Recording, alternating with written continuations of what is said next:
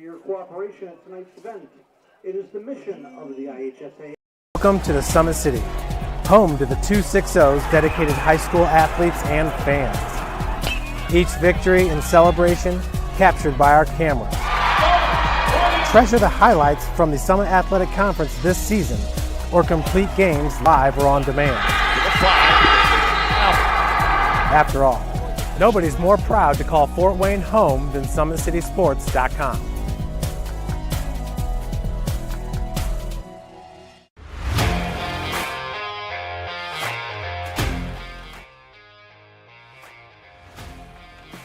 I just want to be the best in basketball. So I want to be the greatest of all time to play women's basketball. So I just know there's people out there working just as much as me. So I just want to keep working hard and keep that intensity going. And so one day I can pursue my dreams of being in the WNBA and playing overseas. So I just want bigger things to come in my life. I remember when I started in March, she could do 0 pull-ups. She did have a great 25-inch vertical when she first started. She only weighed 150 pounds.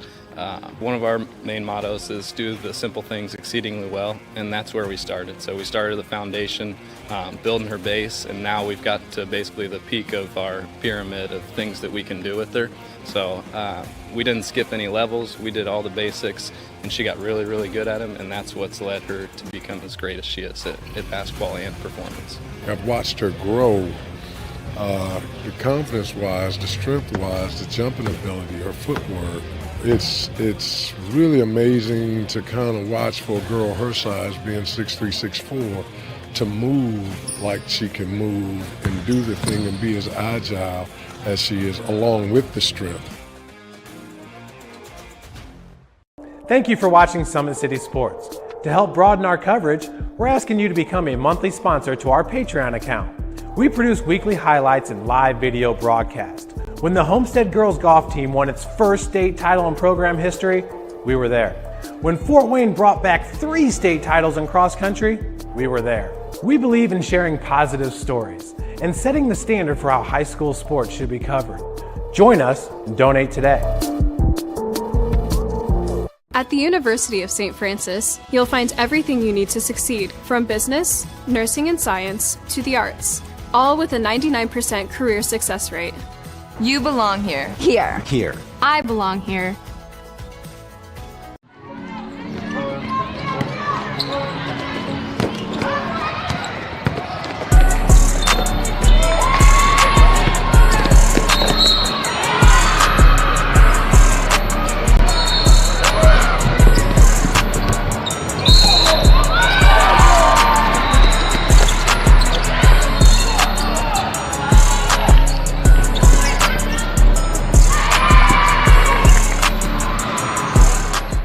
Has always been here, and they're getting better. I'm watching, Summit City Sports, man, they're doing an awesome job. And I mean, that's a plug. Them dudes are doing an outstanding job. And I'm able to be in Nashville and watch games on YouTube that they're broadcasting, and I'm seeing the talent. And it is just truly outstanding. And I mean, you guys have seen the talent that's in the NFL now from Fort Wayne, Indiana, the talent that's coming up now, and the talent that, is just here, man. It's really cool.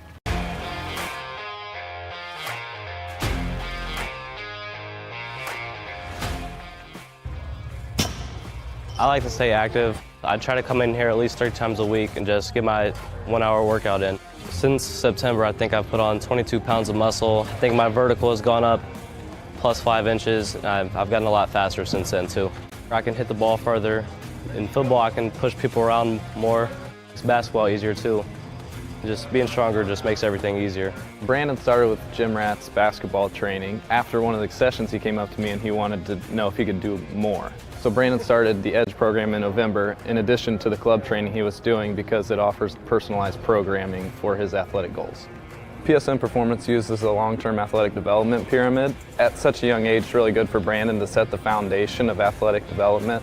Since he is in season all year round, he has to be ready for all the physical demands. So he does a lot more strength training, just because in basketball he sprints and cuts a lot. In baseball he's doing a lot of sprinting. In football he does a lot of sprinting and jumping. So preparing him to withstand the physical demands of those games, he does a lot more strength training. I like all the lower body stuff the best. I do goblet squats, split squats, back squat, front squat, a lot of those. Tyler knows what's best for me. He always points me in the right direction.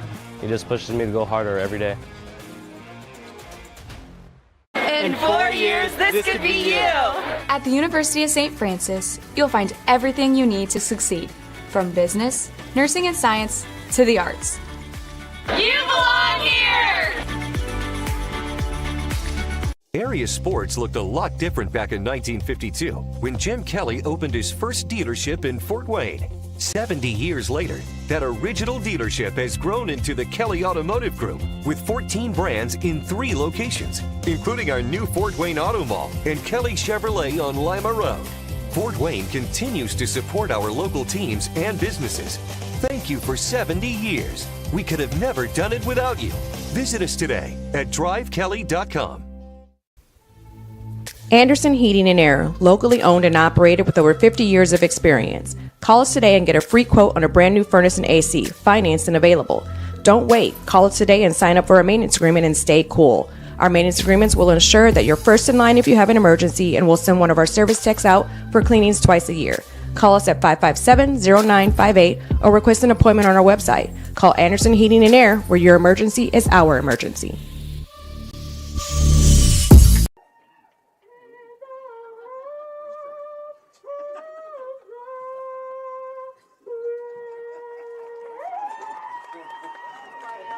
Welcome to the Summit City, home to the 260s dedicated high school athletes and fans. Each victory and celebration captured by our cameras. Treasure the highlights from the Summit Athletic Conference this season, or complete games live or on demand. After all, nobody's more proud to call Fort Wayne home than SummitCitySports.com.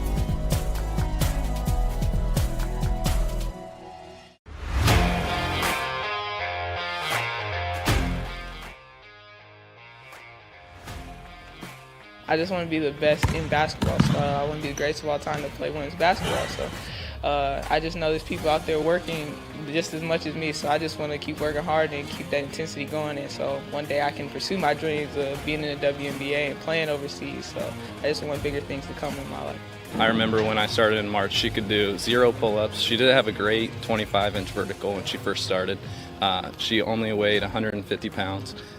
One of our main mottos is do the simple things exceedingly well, and that's where we started. So we started the foundation, building her base, and now we've got to basically the peak of our pyramid of things that we can do with her.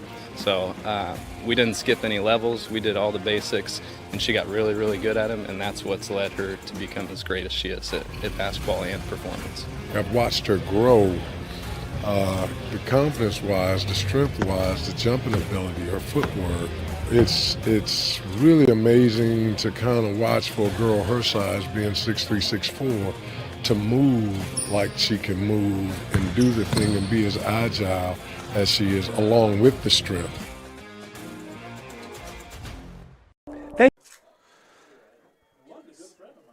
And good evening, everybody, and welcome to New Haven High School. This is high school football on SummitCitySports.com. I'm Thad Goff, bringing you the broadcast tonight. Caleb Roth is running camera upstairs as the Bulldogs of New Haven get set to host the Vikings of Huntington North. What's at stake tonight is a chance at a Northeast 8 conference title for the Bulldogs. They can win a share of the conference if the Bulldogs win and East Noble and Leo also win. That's who the Bulldogs are tied with at the top of the conference standings. If New Haven were to win and East Noble were to lose, New Haven would win the Northeast 8 Conference outright. They would get the tiebreaker over Leo since New Haven had that overtime victory over the Lions on the road earlier this season. So that's what's at stake for the New Haven Bulldogs. Of course, they will still be without Mylan Graham by the looks of things. He was not suited up. He did have his jersey shirt on, but he did not have his full gear on, so it looks like Mylan Graham will not be good to go. However, a strength of the New Haven Bulldogs this year has been the running game, especially Trey Bates running the football. He's the leading rusher, but Donovan Williams has also had a great year running the football. He's a dual-threat quarterback, a guy who averages over 140 yards per game passing the football, but can also run it really well. And, of course, You add the running game of Trey Bates as well. He's got 750 yards this season, 94 per game. It can make a deadly combination. And, of course, even without the likes of Mylan Graham, Johnny Washington has been a very reliable receiver. The transfer from Concordia. And James Hardy had a 100-yard game earlier this season, actually had a really good game against East Noble. Despite the losing effort, Hardy was able to have a quality season. Now for Huntington North, they're trying to get their second win of the season. They're 1-7 coming into this game. That's right, both teams going in opposite directions. Huntington North is under first-year head coach Mike Eschbach. It is his first year at Huntington North, but not his first year of coaching. He had spent a year at Concordia, had also spent several years at Eastside, and that included a 9-win season. So he's had some success in his coaching career and even spent a couple of years at Wawasee during Eschbach's time as a head coach. Well, in just a moment, we will be right back and then get a few words in from our sponsors that allow us to do these games we get to do so often here on SummitCitySports.com. Game time, about a minute away.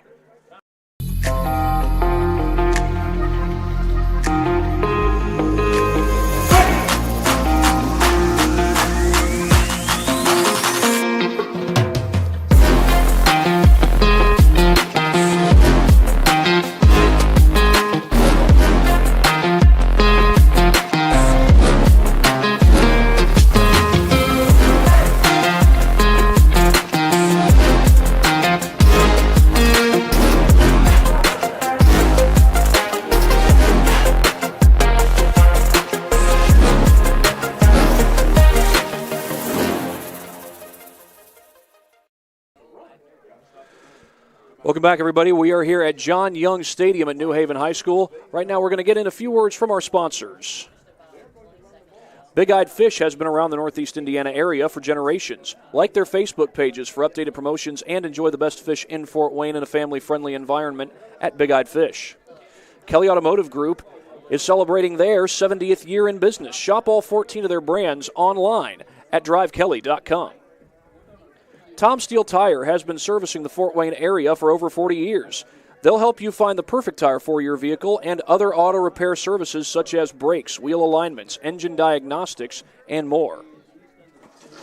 At Ottenweller Contracting, we invest in our customers by providing peace of mind during the entire process from bid to build. Visit OttenwellerContracting.com to learn more. Summit Volleyball trains and builds the highest quality volleyball players in our area. Our players are equipped with elite-level skills and a foundation of life skills. They compete from ages 5 to 18. Jump on board. Together we can reach the summit. Well, it looks like New Haven might have won the coin toss. Now, they're celebrating as they come out of the coin toss huddle, or coin toss gathering, I should say. It's not really a huddle. But it looks like New Haven either won the coin toss. You know, it's hard to tell. If they won the coin toss and deferred to the second half, it means they get the ball to start the second half. If they won the coin toss and elected to receive, it means we get to see a pretty quality offense on the field right away, and New Haven's likely excited to get that offense on the field. But by the looks of things, they're going to wait until Huntington North touches the ball first because the Vikings return team is headed out there. Kyle Boer is in the third year as head coach of the New Haven Bulldogs, taking over for Jimmy Lynn. Jimmy Lynn took over for Jim Rowland. Rowland had a very successful career, including a couple of 11-win seasons.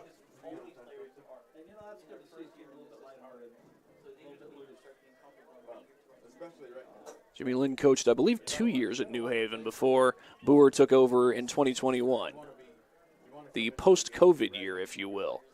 Back-to-back 5-win seasons for the Bulldogs under Boer, but they've topped that this year. They've won 7 games, and we do know that New Haven is going to get a rematch with East Noble next week in the first round of sectionals. That's going to be a big-time matchup for the first round.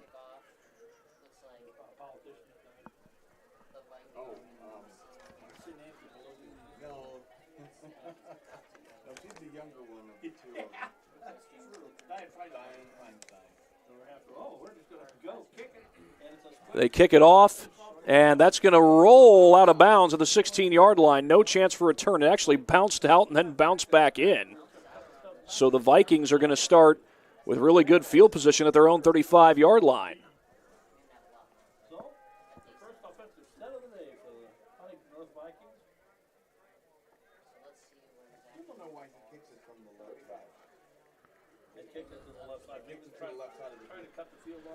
Well, the starting quarterback for Huntington North is Ian Wiley, a senior. He's got a senior running back, Luke Tesh. Also a couple of junior wide receivers, Cameron Moore and Tony Decker. Trips to the bottom of your screen for the Vikings. They'll send a man in motion, and they will go with the jet sweep pass. On the throw is Tony Decker, and his pass is long downfield. Looked like he was going for Tesh down the sidelines out of the backfield. But the trick play comes up empty on first down as Mike Eschbach tries to pull a little something out of the Vikings' hat. And it will be second down and 10. Now Tesh gets back into the backfield on that play, and he had run a fade down the sideline, so he had a long way to go to get back into that backfield. Tesh will get the handoff here on second down, powering into a defender. And he goes down at the 39-yard line. It's a 4-yard gain. A good gain on first down, no doubt. Chris Stewart was one of the men in on the tackle for New Haven. Chris Stewart's one of the top tacklers for this New Haven team. Bulldogs do have a very good linebacking core. Stewart is a part of that.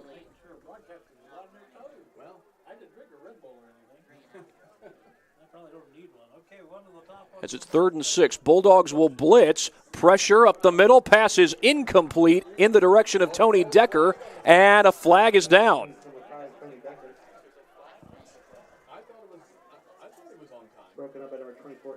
Looks like it's going to be called pass interference against the Bulldogs. And indeed it is.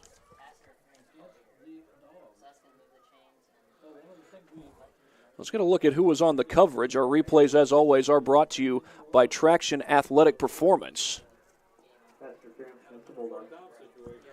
On the coverage there was number 24, Aaron Hoffer, playing the safety position. And it's a free first down for the Vikings as the ball has been moved down to the 46-yard line in New Haven territory. And it's Toish who's the running back, not Tesh, and he gets the handoff here, but it's going to be blown dead. This is looking like a false start against the Vikings. I mentioned New Haven needs at least a win to get at least a share of the Northeast State Conference title. East Noble is taking on Belmont tonight. And Leo is on the road against DeKalb. I believe that's a game that we have on SummitCitySports.com. 1st and 15 after the penalty.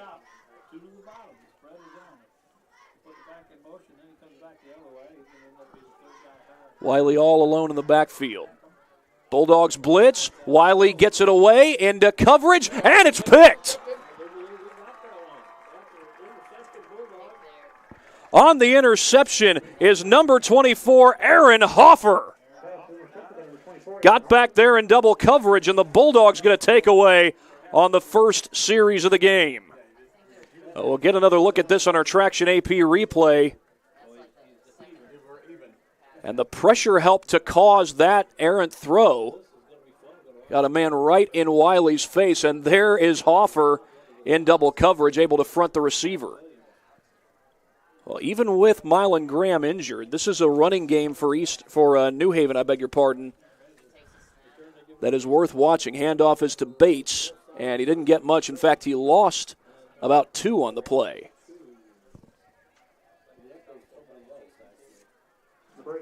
I said Bates. It's actually Josh Haywood getting the carry this time.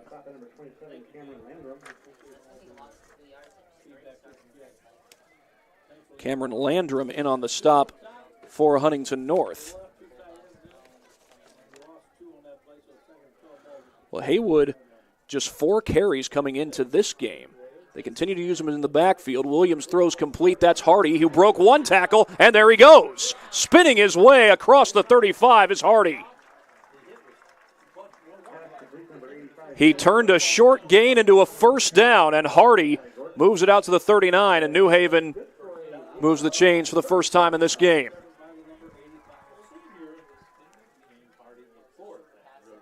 And James Hardy, it was announced earlier that he does plan to play either basketball or football when he goes to college. He plays both sports here at New Haven as Williams gets a little help there, rolls to his right. He's a dangerous runner, but he's going to go for the deep pass. He's got a man down there. Oh, it's caught! It is caught by Jamarcus Turner, the junior, pulling it in.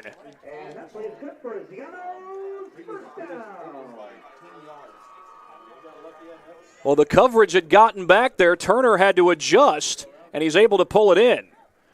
Well, give credit to these receivers. First, Hardy getting the yards after contact, and then Turner coming back to the football, and it's 1st and 10 inside the 30. It's Williams on a quarterback draw. He broke the initial tackle. He'll get a positive gain, but not much on the play. Here's a look at the last catch that you'll see here on our Traction AP replay. Haywood got a block just in time, and Williams had a defender there closing in, so good decision to throw the ball, and Turner with a heck of an adjustment, little baseball-style slide as he gets to the ball. Williams rolls left, throws on the run, and it's batted down. Tony Decker had a beat on that one, and it's 3rd down and 8. We've only seen technically 2 run plays, one of them from the tailback Josh Haywood and one of them from the quarterback Donovan Williams. And now we're in a 3rd and 8 situation. Now there's Trey Bates coming onto the field. I think this may be his first time in the game today.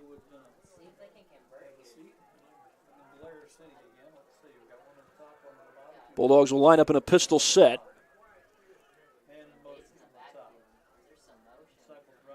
They'll fake the handoff. It's Williams on a keeper, and he'll only get about 2, maybe 3, and that's going to bring up 4th down and 5. Well, with a play like that, makes me wonder if Coach Boer was thinking, go for it all the way.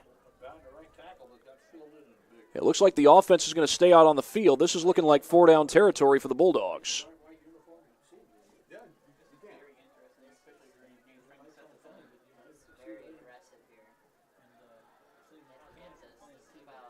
Pistol formation. Williams to throw. Pumps. Now he runs. Has some room to the left side. Williams 1st down and more. All tripped up inside the 5. Otherwise he was gone. But it doesn't matter. He does move the chains, and it's 1st and goal for the Bulldogs. Well, yeah, you can tell when they ran that quarterback draw on the 3rd down play, New Haven was definitely keeping the offense on the field, and it pays off. We'll take another look at this last play.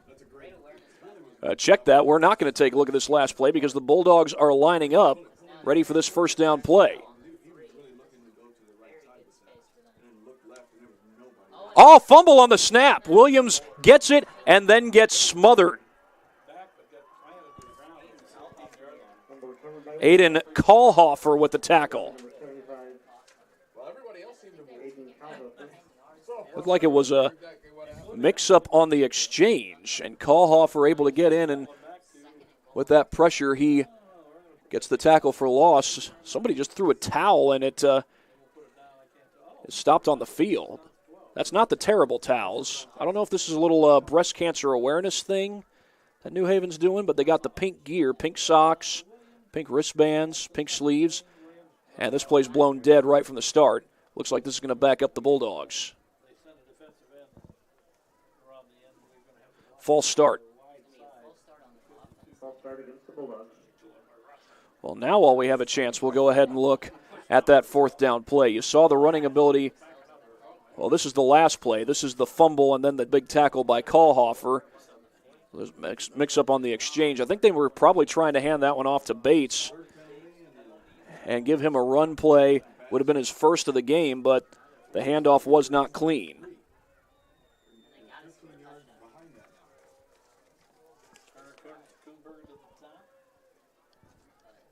Bates remains in the backfield. It's a quick throw, and the pass is incomplete. Decker had a beat on that one. Looked like they were going for Braden Kuhnberger. And it's going to be 3rd down and goal, but it's 3rd and goal back at the 17, might even be the 18-yard line. Well, there's a Northeast Conference title on the line.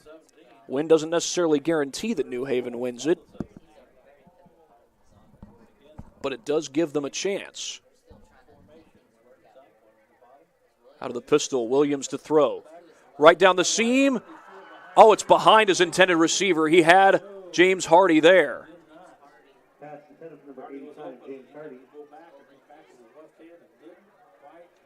Well, James Hardy is 6'3", and that ball was thrown down towards his ankles.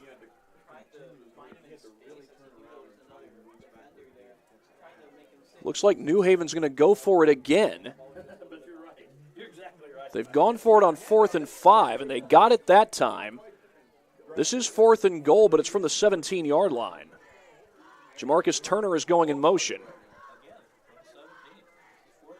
He goes back in motion the other way. Williams to his right. Has a man. Now gets it away toward the end zone. Incomplete. And Huntington North will take over. I think that was Kuhnberger who was there in the back of the end zone. We'll get another look at this on our Traction AP replay. It looked at first as though Turner had a beat on that. Williams moved around, tried to find him, but the throw was low. Forced the receiver to go down and get it after the receiver had been open. And now Huntington North takes over at its own 15-yard line. Luke Toish getting the handoff, and he picks up about 5. A good gain there on 1st down.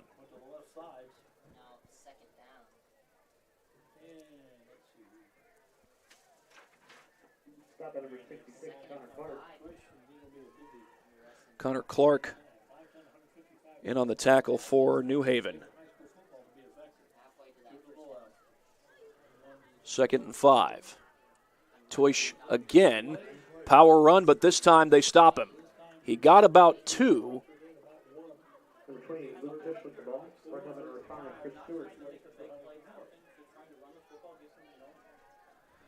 And with that, it's going to be 3rd and 3. New Haven's defense was able to get off the field thanks to an interception by Aaron Hoffer.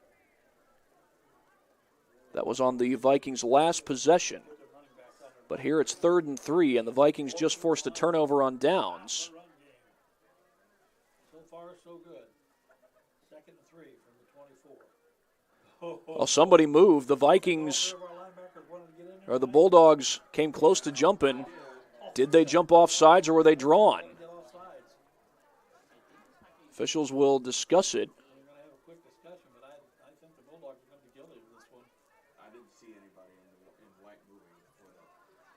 It's going to be a false start against Huntington North. There were a couple of Bulldogs who looked like they had come across. Yes. We're not allowed to boo. But we're not going to boo that one anyway. We'll boo ourselves. Oh, boo, guys. We'll get in trouble. They're listening over there.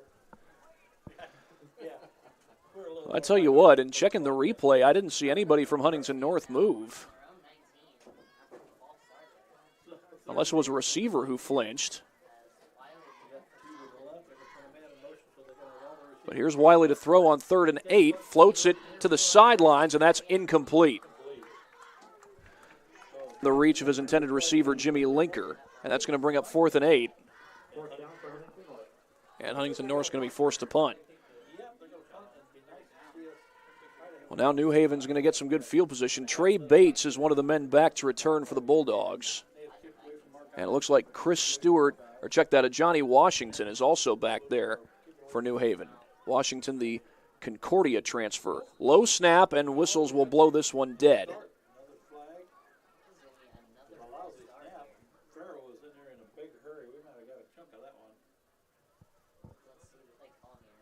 False start is the call indeed. That's going to turn 4th and 8 into 4th and 13, and now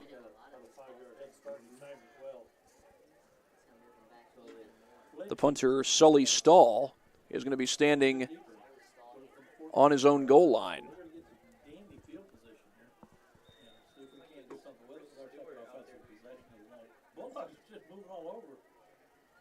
Oh, they get pressure. They don't get the block.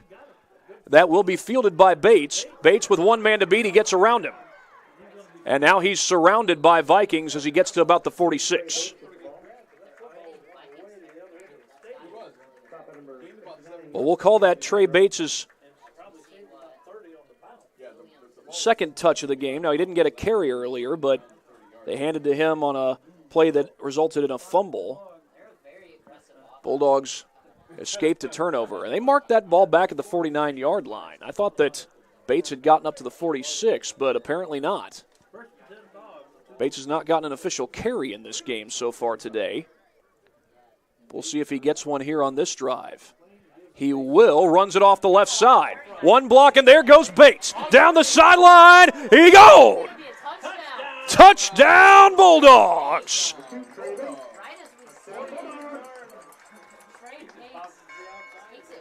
One play, 6 points, and the Bulldogs lead it 6-0.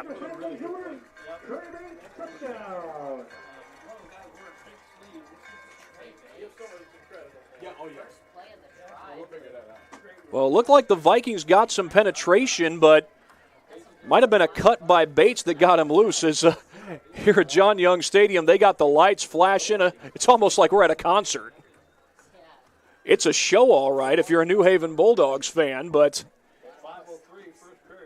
probably won't be any music until after this extra point is kicked.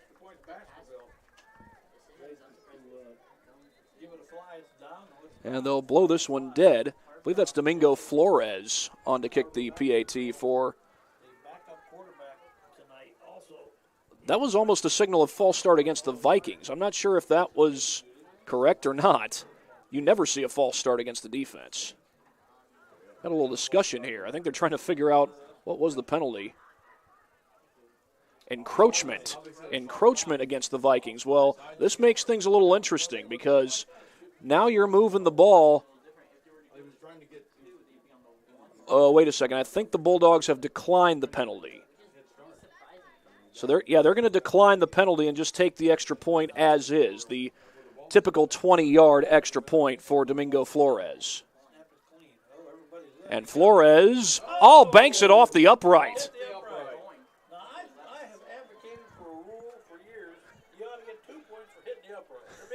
5:03 to go. New Haven does take the lead, but it's only 6-0. However, we will get another look at our latest replay. They are, of course, brought to you by Traction Athletic Performance. It looked like Vikings did get some penetration on this last play. Yeah, you can see it right there, but I think they pulled a guard, and that guard was the last man to help spring Trey Bates free. And Bates, his first official carry of the night, goes for 6, and it goes for 49 yards to the house, and New Haven leads it 6-0.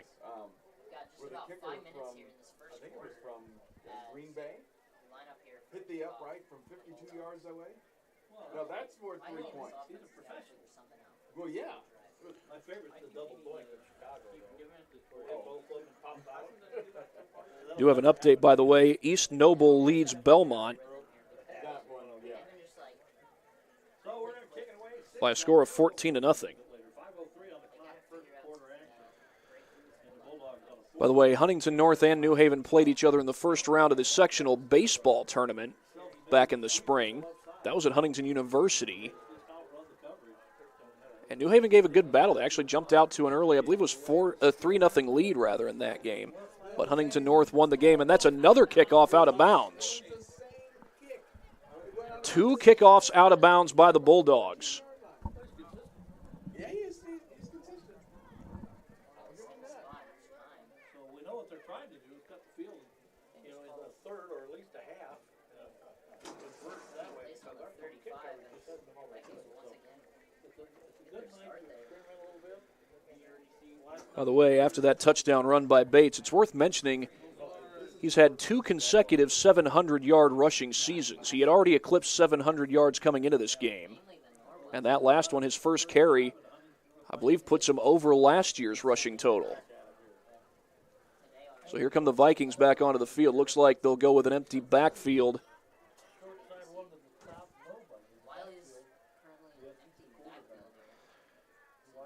Just 3 down linemen for the Bulldogs. And a flag comes in right before anything happens. Delay of game. That's the reason the flag came in.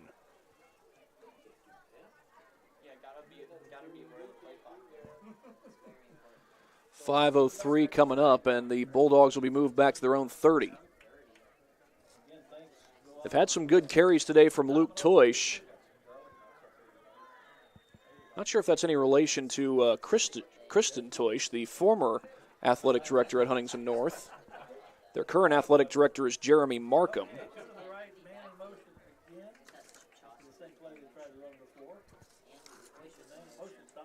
They fake the handoff. It's Wiley keeping it himself. Somehow surges through. Did the ball come out? Looked like they're blowing it dead. Bulldogs started to pile on top of that, and Bates comes out of the pile with the ball, but it was blown dead, so it's going to remain Huntington North ball.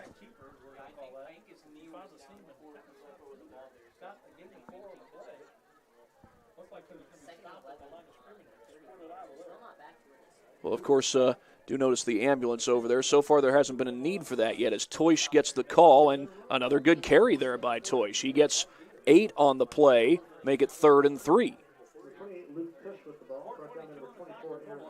That's going to turn into 3rd and 3, and as I said, we do have an ambulance over next to the Huntington North buses. Thankfully, we haven't had any need for that yet. Hopefully, we won't at any point tonight. 3rd and 3. And that was definitely movement by the Vikings. That was Cameron Moore who flinched a little early. And again, it'll be 3rd and 8. The last false start penalty was debatable to say the least, but this time there was no debating it whatsoever.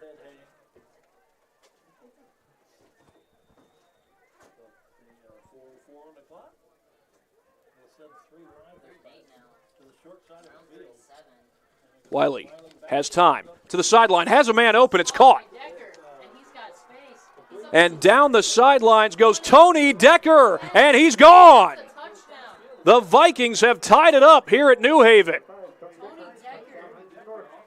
They found Decker wide open, and he took it all the way to the house. Huge answer by the Vikings. And now they've got a chance to take the lead with an extra point. We'll get another look at this after this upcoming extra point. 3:45 left to go in this first quarter, and Huntington North can take the lead. Still waiting for the kicker, though. Jason Toish is the kicker. He comes out there to take the PAT and try and give the Vikings the lead. Oh, it's blocked. It was a wobbly kick, and we remain tied at 6. We had a Bulldogs extra point that went off the upright, and then a Vikings extra point that just was kind of a straggler as it was kicked. But here is another look at that last touchdown. These replays, as always, are brought to you by Traction Athletic Performance. Wiley had all kinds of time. Great job by the offensive line. And Tony Decker was wide open, had a block downfield, and he was gone. I think that was Asher Chipchowski throwing the block for him. And Huntington North has tied the game, and now they've got a chance to take the lead. Well, Leo does lead 7-0 over DeKalb. Now, that doesn't so much affect New Haven because New Haven beat Leo. They're currently tied with the Lions. I say it doesn't affect New Haven. It doesn't affect them unless they were to lose this game. Because if they lose and the Lions win, Leo would jump ahead of New Haven in the rankings, and they actually would win the Northeast 8 outright because they beat East Noble head-to-head. Leo put on a huge show last week in their win against Columbia City, especially in the second half. They didn't give up a single first down in that second half. And that's against a good Columbia City team. That's a squib kick. That's returnable, but it'll be fielded by the Bulldogs. I think that was Hardy on the return. Strike that. That was Malik Farrow. Thought it was 85. It was not even close to 85. It was Farrow on the return. Had Huntington North picked that up, they would have been able to take the ball and run. Obviously, you don't have the rule where the return team has to touch the ball for it to be live on a kickoff. Now, if the ball goes short of 10 yards and the return team touches it, then it would be live. Pistol formation here for the Bulldogs. They've got Bates in the backfield. He gets the call, dancing around, and he'll pick up 2 on that play. Well, that's officially Bates' second carry of the game. His first one went for 49 yards.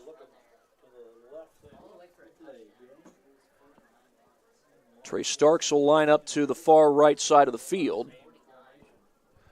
And that looks like Braden Kuhnberger to the bottom of your screen. Williams will fake the handoff. Throws, has a man. It's Hardy right near the marker. He's going to get it to the 42-yard line, and New Haven able to move the chains.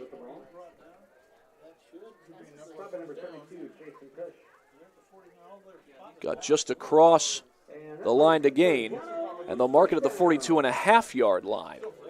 But still a first down for New Haven.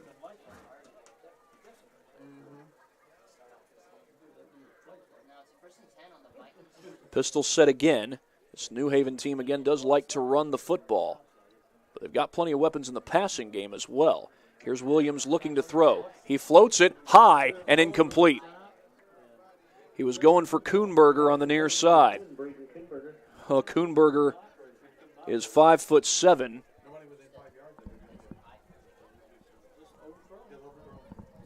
And Williams threw it as if he were 6'4".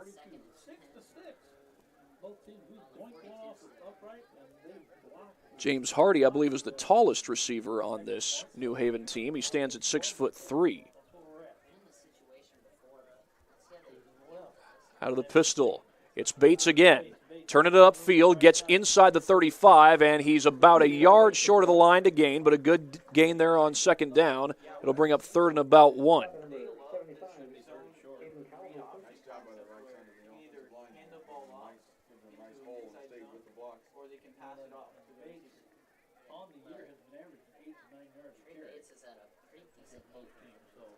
Third and we'll call it 2.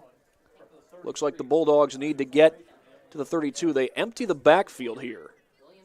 It's Williams on a design quarterback draw, and he's got the first down. He had the blocker out in front.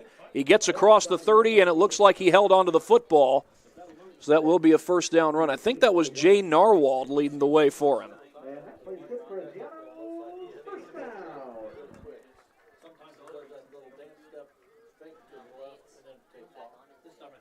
He'll try and get a quick look at this replay, see who that was leading the way. I thought it was Narwald. Yeah, that looks like 61. That would be Narwald. And obviously, Kyle Boer gave a lot of credit to his offensive line coming into this game. Bates could not get away, despite the footwork. Emailed him about the success of his running game with the likes of Bates and Williams.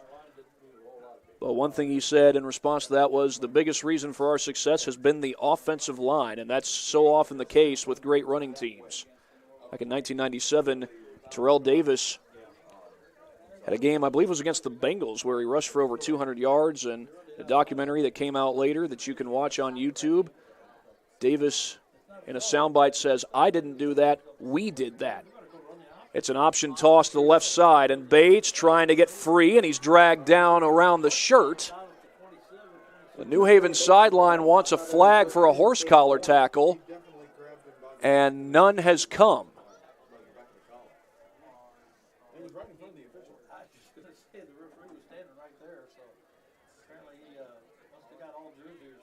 Apparently he did not get inside the shoulder pad. No flag comes for a horse collar. It's 3rd and long. This may be the final play of the first quarter as Williams throws it out and completes it Kuhnberger stumbles down to the 21-yard line, and it's going to be 4th and 3, and this will be an interesting decision, as, again, that's probably going to be the final play of the first quarter. That was close to being picked off. I'm not sure how Williams completed that. First quarter comes to an end, and we are tied at 6 apiece. Huntington North has come to play here at New Haven. They've put some good drives together and reached the end zone as well. We'll be back for the start of the second quarter on SummitCitySports.com. Sports looked a lot different back in 1952 when Jim Kelly opened his first dealership in Fort Wayne. 70 years later, that original dealership has grown into the Kelly Automotive Group with 14 brands in 3 locations, including our new Fort Wayne Auto Mall and Kelly Chevrolet on Lima Road. Fort Wayne continues to support our local teams and businesses. Thank you for 70 years. We could have never done it without you. Visit us today at drivekelly.com. Anderson Heating and Air, locally owned and operated with over 50 years of experience. Call us today and get a free quote on a brand new furnace and AC, financed and available. Don't wait. Call us today and sign up for a maintenance agreement and stay cool. Our maintenance agreements will ensure that you're first in line if you have an emergency, and we'll send one of our service techs out for cleanings twice a year. Call us at 557-0958 or request an appointment on our website. Call Anderson Heating and Air, where your emergency is our emergency. Well, as we start the second quarter, the Bulldogs have a 4th and 3. They had the offense on the field earlier, and it looks like they're going to keep them on the field, not bring out the field goal unit, but a huge chance at a stop for Huntington North. Had a touchdown pass from Ian Wiley to Tony Decker, and that's why they're on the board. It's going to be a pass. Pass is bobbled and incomplete. He was looking for Washington. And they turn it over on downs.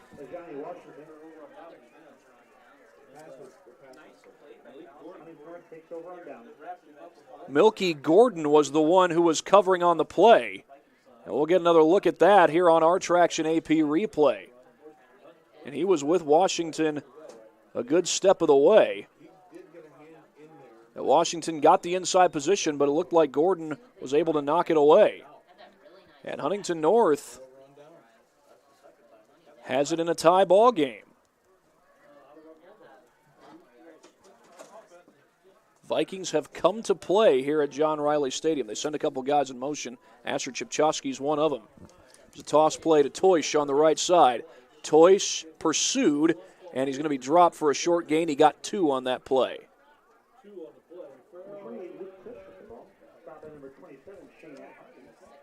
Shane Atkinson, the junior safety / linebacker, in there on the tackle for the Bulldogs.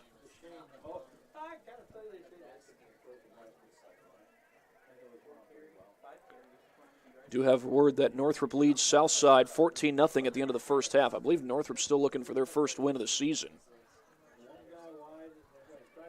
It's going to be a quarterback keeper by Wiley. Wiley battling for the marker, and he's got it. Battling against Chris Stewart to move the chains.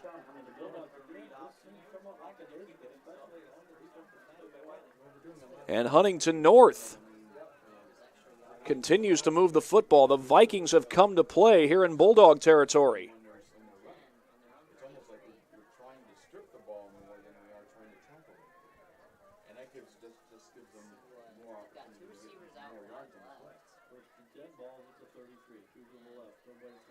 Flag comes in. Well, I believe we've had 4 pre-snap penalties against the Vikings tonight. And the call here is false start. That's going to set them back to 1st and 15. Now, they have been set back to 1st and 15 last time the Vikings had the ball. That drive ended in a touchdown as the rain has started to fall here in New Haven, Indiana.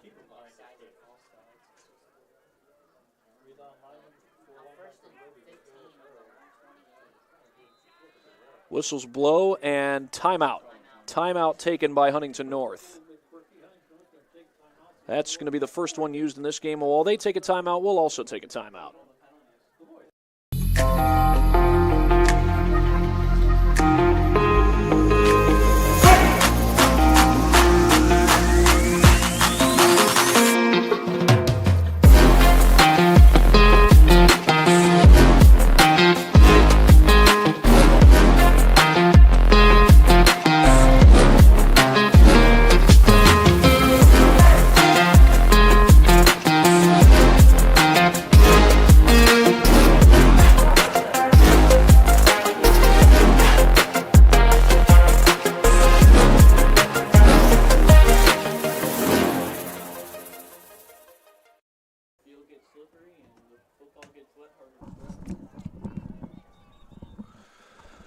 back here at New Haven High School. The Bulldogs and the Vikings tied at 6.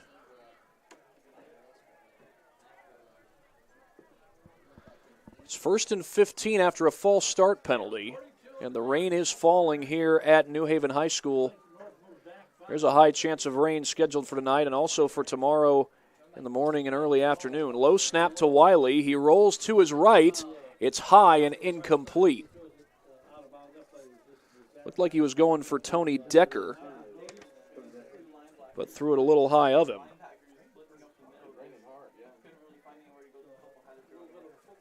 It's either going for Decker or Tatum Brooks, number 6. It's going to be 2nd and 15 after the incompletion.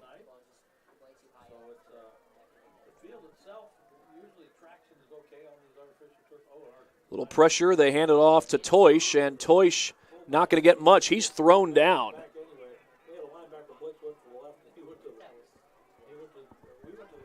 That looked like Aaron Hoffer who threw him down. It's a gain of only a yard. 3rd and 14 coming up for the Vikings.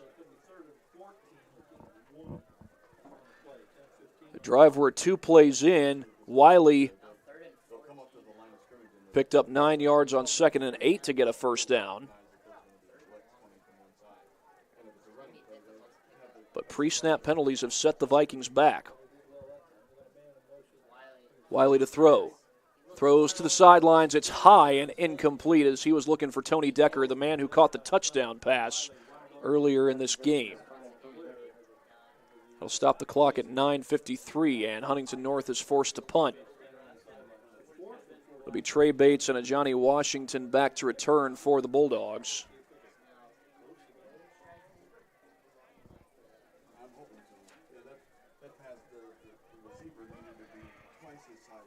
And back to punt is Sully Stahl. He gets it away. It's a wobbling punt. And that's going to be downed at the 41-yard line. Jimmy Linker was the one who downed it, but New Haven's going to get good field position as not only is it a rainy night, but it's also a windy night here at New Haven High School.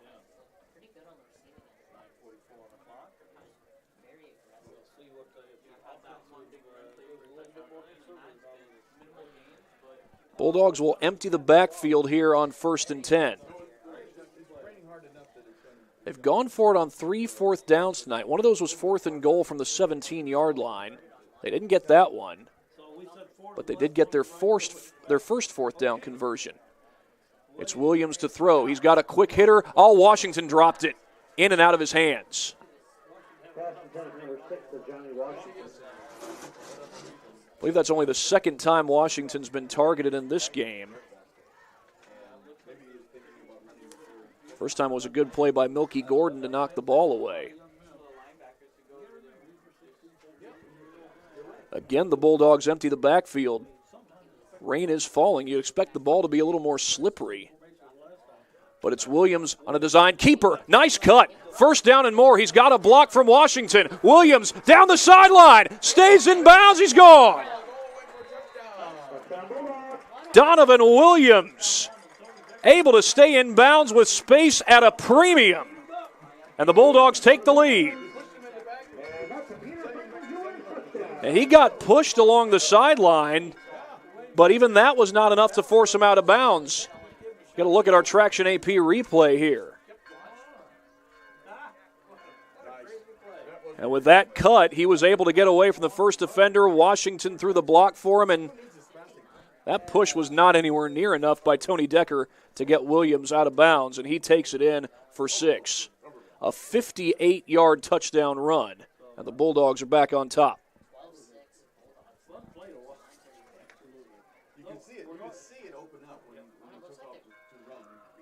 Bulldogs are going to go for it. They're going to go for 2 here to try and get 14 points on the board. Oh, that was behind Washington. And it's incomplete.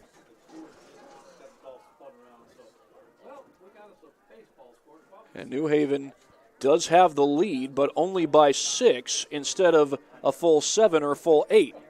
Back in a moment on SummitCitySports.com.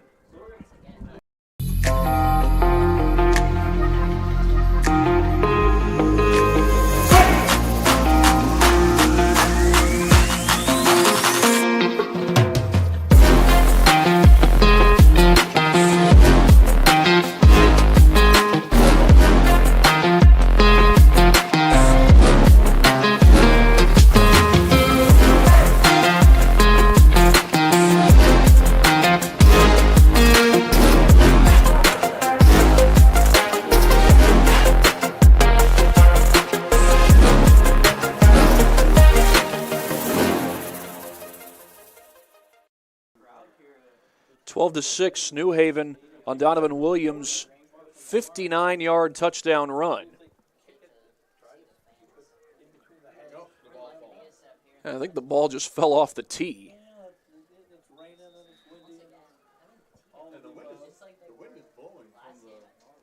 That may be a problem throughout the night. So we've got wind and rain expected this evening. And it falls off the tee, and now I think Corinne Harris may need some help holding the ball up. Malik Farrow is close by to him.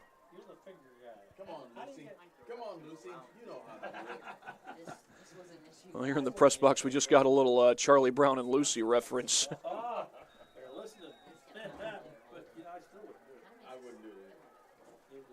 Check that. This is Domingo Flores to kick it away. And Flores with a short kick. It is returnable.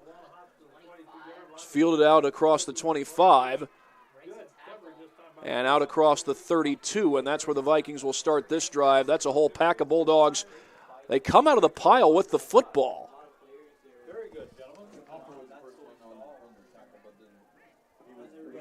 But I think they called him down at the end of the play.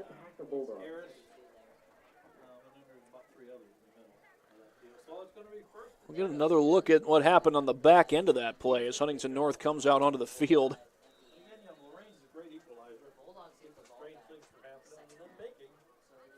Yeah, you can say that forward progress had been well stopped. Yeah, forward progress had to have been stopped there at the 32-yard line, so I think that's why the play was blown dead and no fumble was ruled. But Huntington North very much in striking distance.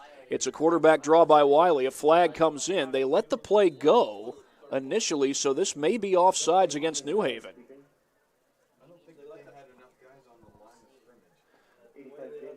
I did see a flag come in. Now, in the previous play, I saw some piece of debris looked like it was flying on the field. Right now, we've got just a sideline warning, and Kyle Boer is heated. He is heated with his players, telling him to get back.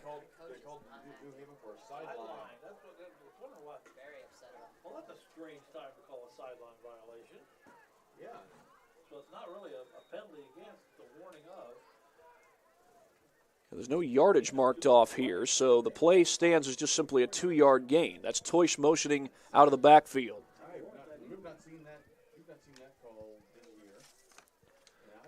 3 down for New Haven. We'll see if they come with some pressure.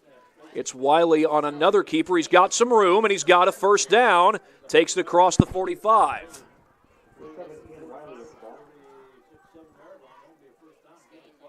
Well, the quarterback run game has been working wonders for both teams. New Haven scored off of it with Williams on a quarterback keeper on their most recent possession. But now Huntington North, after the failed 2-point try, has a chance to take a lead of their own. They haven't taken one yet. It's Wiley again, cuts it back, gets across midfield, and that's going to be a gain of 5.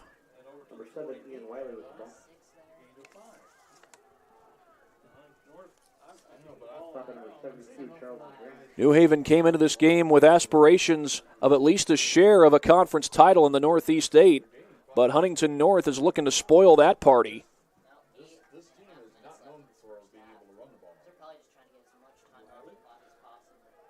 Handoff to Toysh off the right side, and he's met. That appeared to be Corinne Harris in on that tackle. Harris, I believe, is the leading pass rusher coming into this game for New Haven. No gain on the play. As we've got fans breaking out the umbrellas. A whole bunch of them. Even one kid down in the student section has the umbrella. The rest of them are trying to tough it out. Fake the handoff. Wiley throws in the flat, complete, and an open field tackle. That looked like Bates who made the play. Chip Chosky was the receiver. Trey Bates gets to him and holds him to a gain of maybe a yard, maybe half a yard.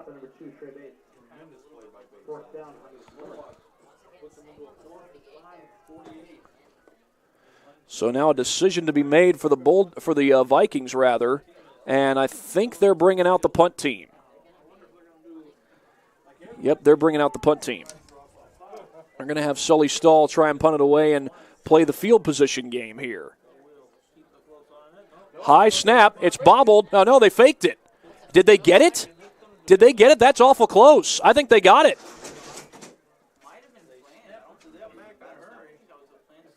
Yeah, that's right on the marker. That's a first down.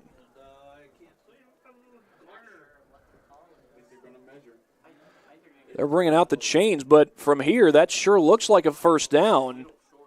Or at least, maybe not. Took a second look at it. Maybe it's not a first down. They're going to bring out the chains. Did he get enough to move the sticks? Doesn't look like it. New Haven takes over. Boy, that was close. I tell you what, watching it, it looked like he had gotten it, but then after looking at it for quite a while and even hearing some of the chatter up here, I started to think maybe he didn't get it. Let's take another look at this play. Our replays, as always, are brought to you by Traction Athletic Performance. It was a direct snap to Chip Chosky, and I tell you what, I have no idea how Chip Chosky didn't get that unless he had the ball in his outside hand and just couldn't get it across. That was awful close. I mean, you can't get much closer to a first down without getting it than what Chip Chosky just did. New Haven takes over with good field position. Bates gets the call, finds some room, flag is down. For the moment, it's a good gain. He got about 8, but the flag was thrown by the referee in the backfield, and are they calling it off? The referee just picked it up and tossed it to his left as the rain is picking up. It is a hold against New Haven.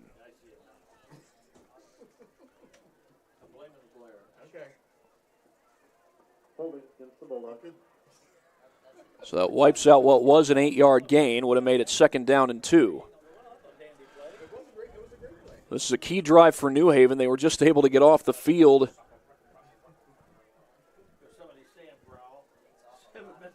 after the Vikings nearly converted on a fake punt.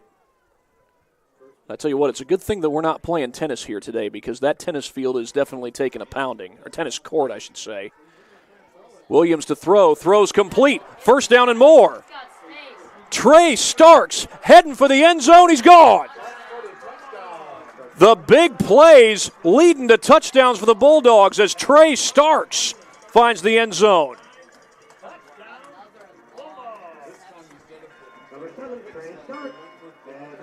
Well, they get behind the sticks and are still able to score when all's said and done. And it's a 12-point lead for New Haven as they bring the kicking team out there for the PAT, or do they? Yeah, I think they're going to keep the offense out there and go for 2. Yeah, Williams is still out there. They went for 2 earlier in this game and did not get it. Adrian Anderson comes into the game. Now, Anderson had missed part of the season due to injury, but he was running well before he left the field. Oh, a little mix-up, and it's on the ground again. Picked up by Anderson, and he's not going to get free. That's 2 failed 2-point attempts by New Haven. Neither team's made an extra point either.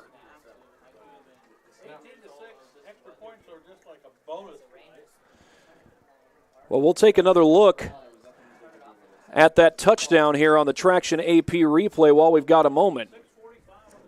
This is Trey Starks. Looked like a little post route that he was running, a little slant.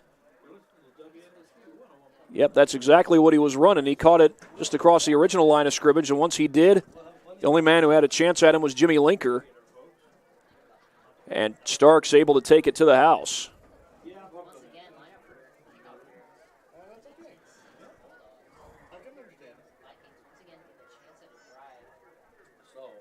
The officials monitoring the field to see if we have to delay the game at any point. Anderson Heating and Air Conditioning is dedicated to providing the best possible solution for your home or business, a system and solution that fits your unique needs. Visit AndersonCoolHeat.com. Well, of course, the good thing about the field here at John Young Stadium is it is artificial turf, field turf if I'm not mistaken. That tends to do a lot better against the rainy conditions. This one's fielded short. Oh, big hit on the back end.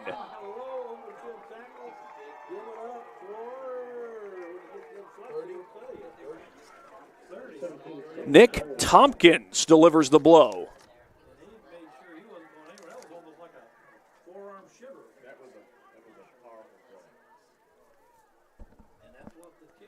It will be good field position for Huntington North, but we're going to take another look at this while we have a chance. This was a huge hit by Tompkins. Yeah, he just came in shoulder first.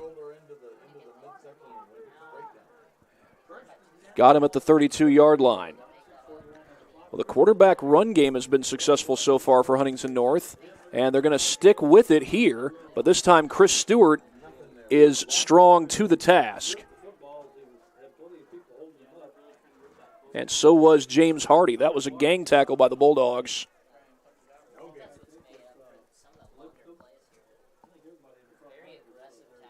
And we've got 6.5 to go.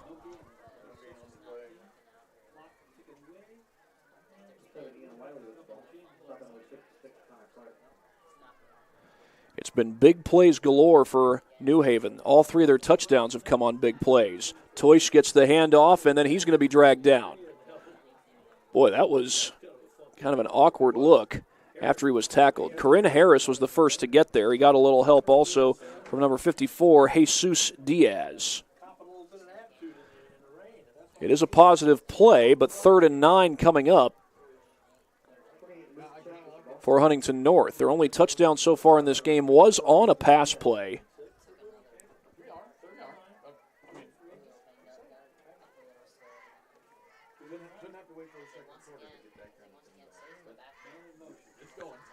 Wiley to throw. He goes downfield, has a man there, and it's caught. Jimmy Linker. He got wide open at the 47.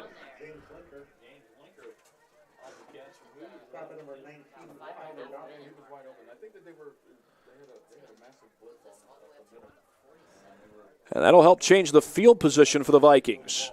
They've now got the ball at the 47, still on their own side of the field, but pushing closer to midfield.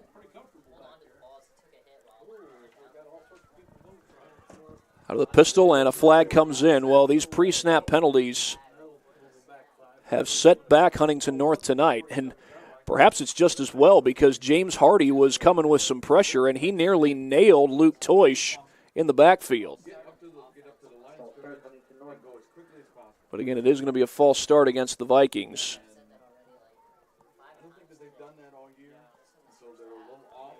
And with 5:02 to go, it will be 1st and 15.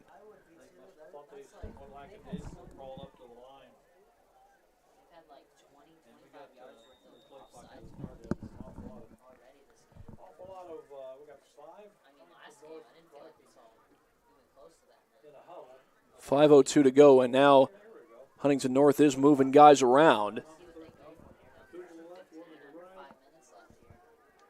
They operate here out of the pistol. Cameron Moore was one of the men going in motion for the Vikings. Hand off to Toysh. He's got about 2 yards, maybe 3 on that carry. They're going to call him down at the 44.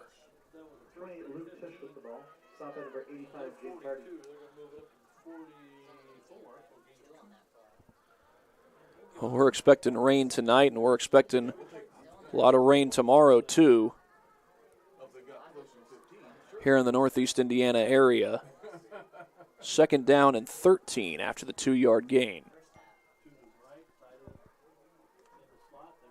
And now movement.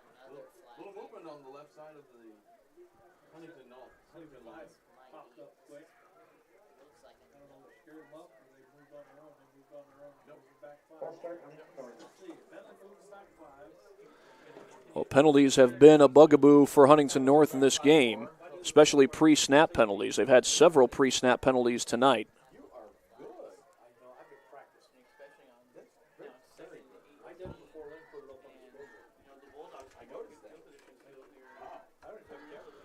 .414 to go, and the penalty makes it 2nd and 18.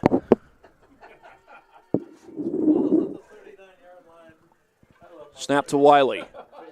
Pressured, he gets away. Wiley's got some room, and he lost the football. And it goes out of bounds at the 48-yard line. It's going to still be still going to be Huntington North ball, but it'll go back to the spot of the fumble. I think it was Stewart who poked it out. And you can't advance the ball via fumble. They're marking that thing at the 49-yard line. You're supposed to bring it back to the spot of the fumble. Let's take another look at this, because it looked like that ball was fumbled further back. I'm going to look at it. Yeah, he lost that ball beyond the 45-yard line, and they're marking it out at the spot where the ball went out. Wiley rolls to his right, has a man open, but it's too high. He had Asher Chipchowski, his tight end, breaking to the right, and he threw it incomplete.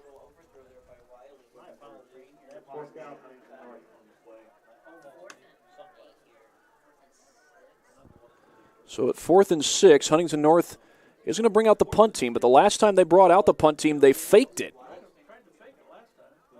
They almost got it, but came up just short.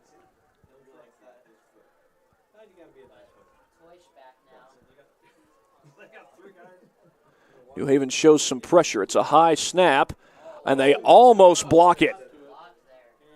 That ball is going to bounce in New Haven direction and go out of bounds at the 36, I thought. Make that the 37. So it will be good field position for New Haven. They're up 12 with 3:46 to go, and New Haven does get the ball to start the second half, so I would not be surprised if they go with a methodical approach, try to run the ball, milk some clock. And I was just about to say, with the rain, it makes a lot of sense to lean on your run game. Of course, Donovan Williams' touchdown pass to Trey Starks happened while it was raining. And it looked like New Haven moved there. That's going to be a false start penalty.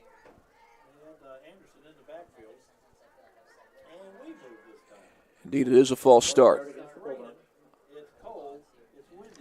Indeed, that is Adrian Anderson in the backfield. Was just told that just a second ago.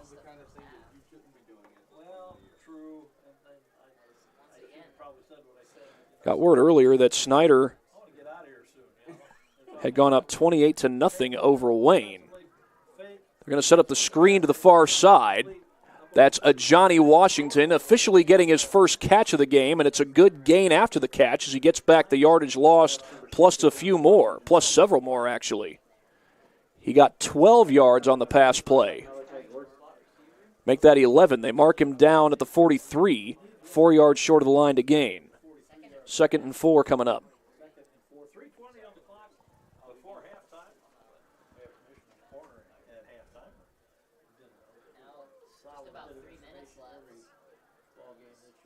Bulldogs send a couple of men in motion.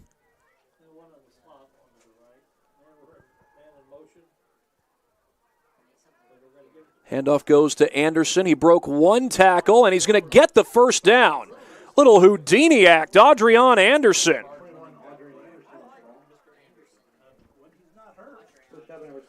Anderson battled injuries early this season. On the season, he averages 9.3 yards per carry, so he's a good addition to this New Haven backfield. And they're glad to have him available tonight. Did we have a flag on the last play? I guess not. I think Williams maybe was just getting the play from the sideline. Bulldogs have worked the clock down under 3 minutes. Option. It's Williams. He slipped in the backfield, and he goes down. Cameron Landrum was one of the men in on the tackle for Huntington North, and it's a loss of 2.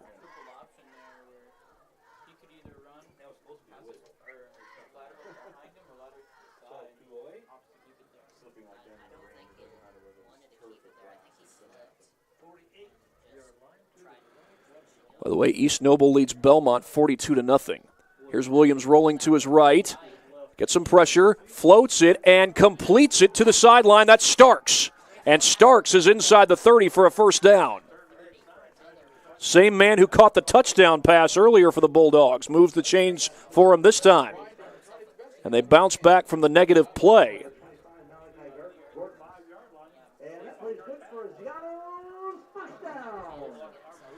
Well, if you're not familiar to this area, you might have heard the phrase Ziano's First Down. Ziano's an Italian-themed restaurant, as Williams goes with the quick hitter, and Hardy, who's 6'3", had to go down to get that one, but he does make the catch.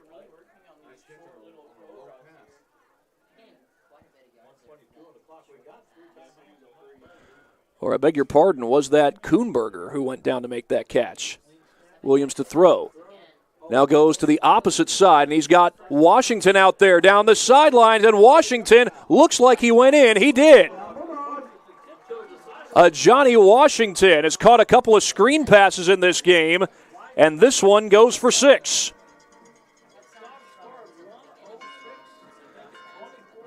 And again, we remind you, New Haven does get the ball to start the second half. So that touchdown could be a huge difference maker. Now, the last 2 times that New Haven has scored,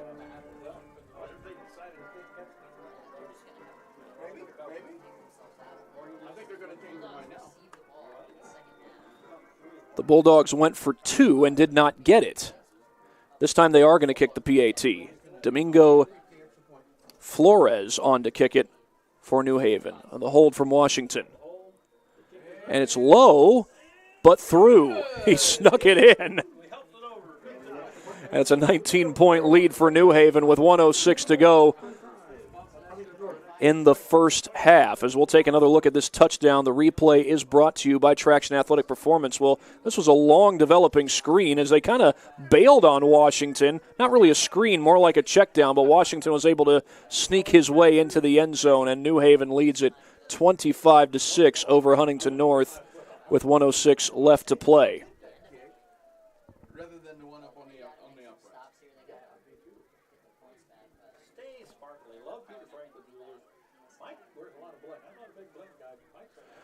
Are you ready to do what it takes to put your past behind you, whether it's expunging your criminal record or helping you to get your driver's license reinstated? Jolly Law Firm is your answer. For more information, contact Attorney David Jolly at attorneydavidjolly@msn.com or over the phone at 260-426-0242. New Haven with the 25-6 lead over Huntington North. Seemed like a close battle early on, but a couple of big play touchdowns have helped the Bulldogs stretch this lead out to 19 points, and that's a squib kick that's going to roll out of bounds for the 3rd time in this game.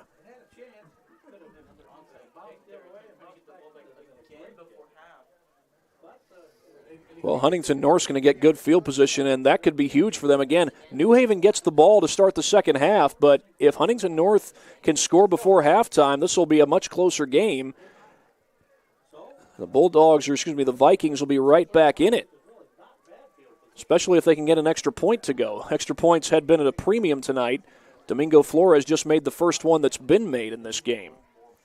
And again, we remind you that when we last heard, East Noble was leading Belmont 42-0. If East Noble were to win today, the only thing it would mean officially is that New Haven doesn't win the Northeast 8 Conference outright. They could still win a 3-way tie, or still be in a 3-way tie for the top of the conference. Here's a toss play to the right side. That's Toish. He lowers the shoulder and gets about 3, maybe 4.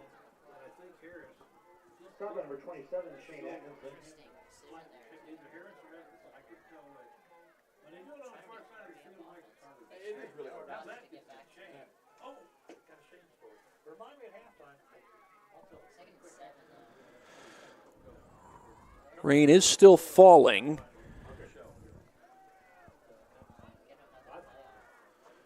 Wind doesn't seem to be blowing as much. Handoff goes to Toish. He runs it left. Still on his feet and now dropped by Faro. Malik Faro with the tackle. It's a 2-yard gain, and there's only 15 seconds left. Vikings still had 2 timeouts, but it looks like they're just going to let this go to the locker room.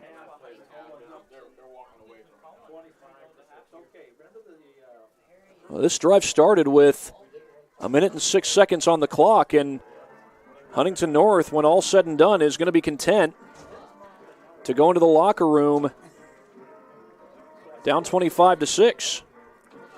So we get a few more words in from some of our sponsors before we go any further.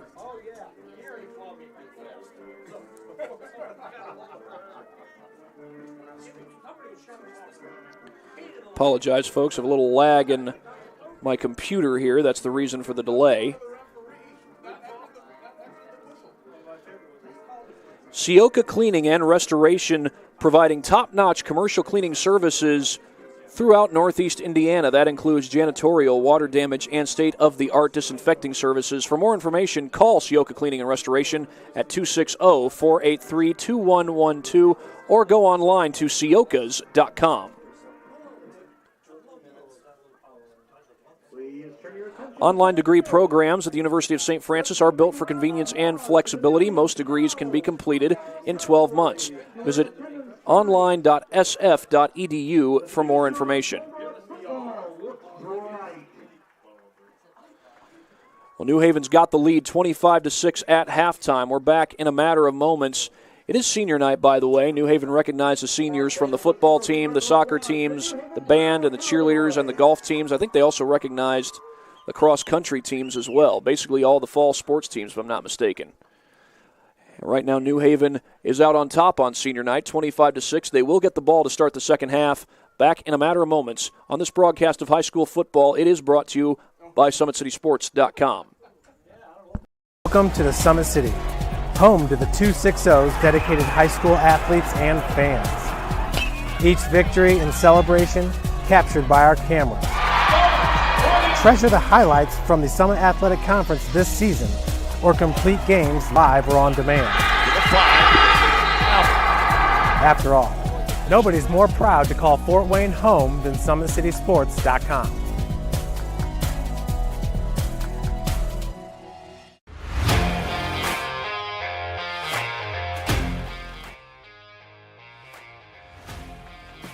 I just want to be the best in basketball. So I want to be the greatest of all time to play women's basketball. So I just know there's people out there working just as much as me. So I just want to keep working hard and keep that intensity going. And so one day I can pursue my dreams of being in the WNBA and playing overseas. So I just want bigger things to come in my life.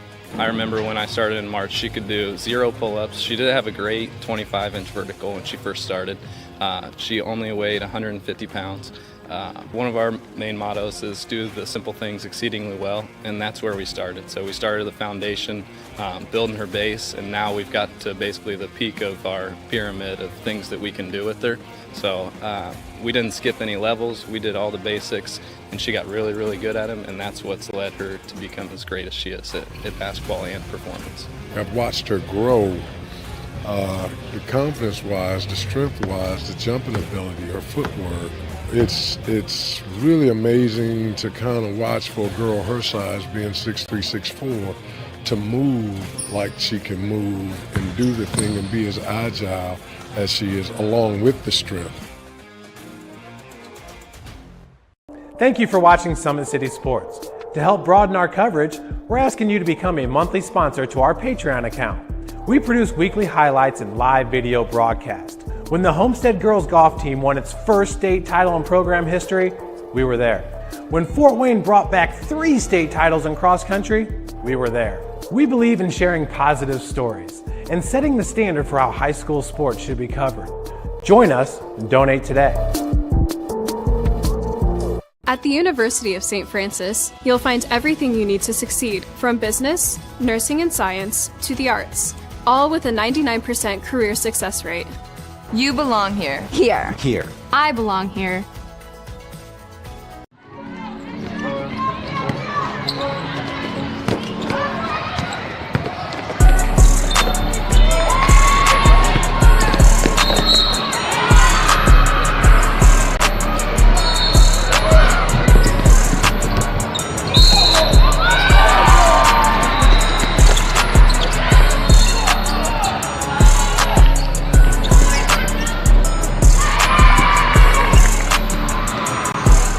The athletes has always been here, and they're getting better. I'm watching, Summit City Sports, man, they're doing an awesome job. And, I mean, that's a plug. Them dudes are doing an outstanding job. And I'm able to be in Nashville and watch games on YouTube that they're broadcasting, and I'm seeing the talent. And it is just truly outstanding. And, I mean, you guys have seen the talent that's in the NFL now from Fort Wayne, Indiana, the talent that's coming up now, and the talent that, is just here, man. It's really cool.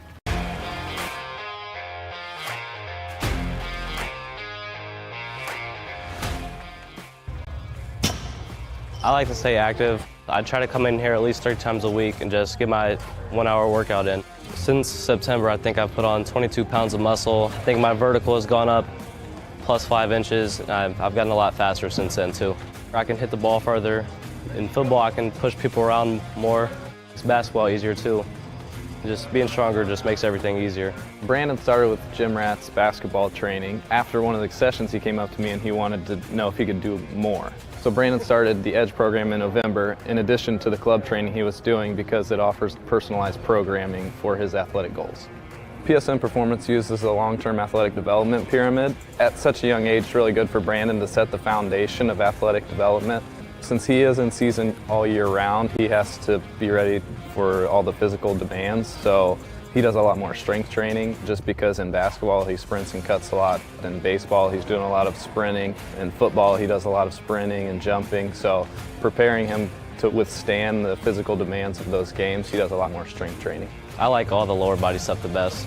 I do goblet squats, split squats, back squat, front squat, a lot of those. Tyler knows what's best for me. He always points me in the right direction.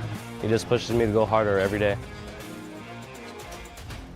In 4 years, this could be you. At the University of St. Francis, you'll find everything you need to succeed, from business, nursing and science, to the arts. You belong here! Area sports looked a lot different back in 1952 when Jim Kelly opened his first dealership in Fort Wayne. 70 years later, that original dealership has grown into the Kelly Automotive Group with 14 brands in 3 locations, including our new Fort Wayne Auto Mall and Kelly Chevrolet on Lima Road. Fort Wayne continues to support our local teams and businesses. Thank you for 70 years. We could have never done it without you. Visit us today at drivekelly.com. Anderson Heating and Air, locally owned and operated with over 50 years of experience. Call us today and get a free quote on a brand new furnace and AC, financed and available. Don't wait. Call us today and sign up for a maintenance agreement and stay cool.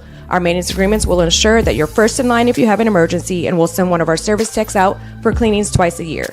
Call us at 557-0958 or request an appointment on our website. Call Anderson Heating and Air, where your emergency is our emergency.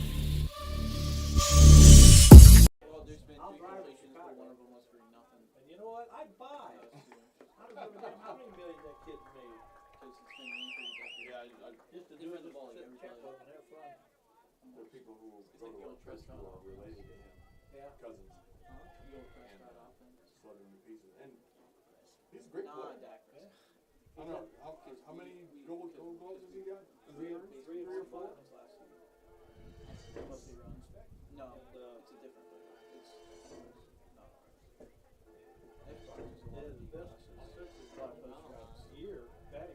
I don't understand.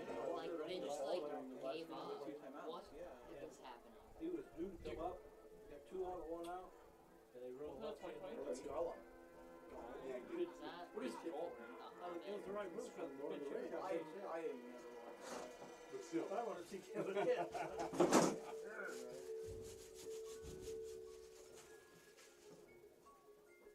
And that's the reason why they went with the left-handed pitcher, so that they would force it in. So what's this? Is this girl in a bathtub or something, or is she like supposedly? He invited me to the crap.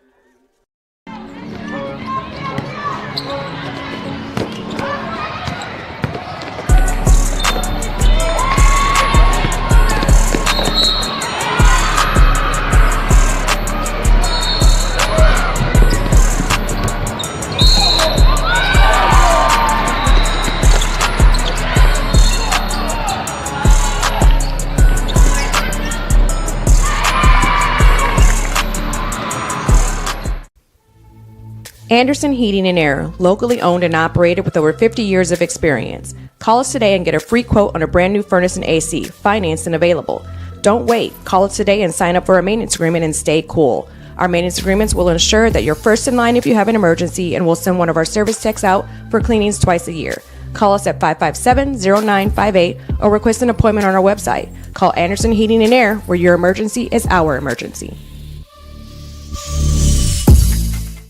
Thank you for watching Summit City Sports. To help broaden our coverage, we're asking you to become a monthly sponsor to our Patreon account.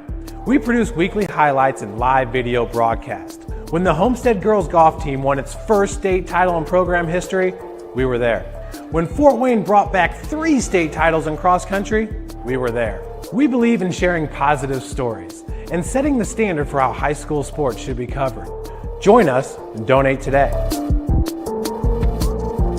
Area sports looked a lot different back in 1952 when Jim Kelly opened his first dealership in Fort Wayne.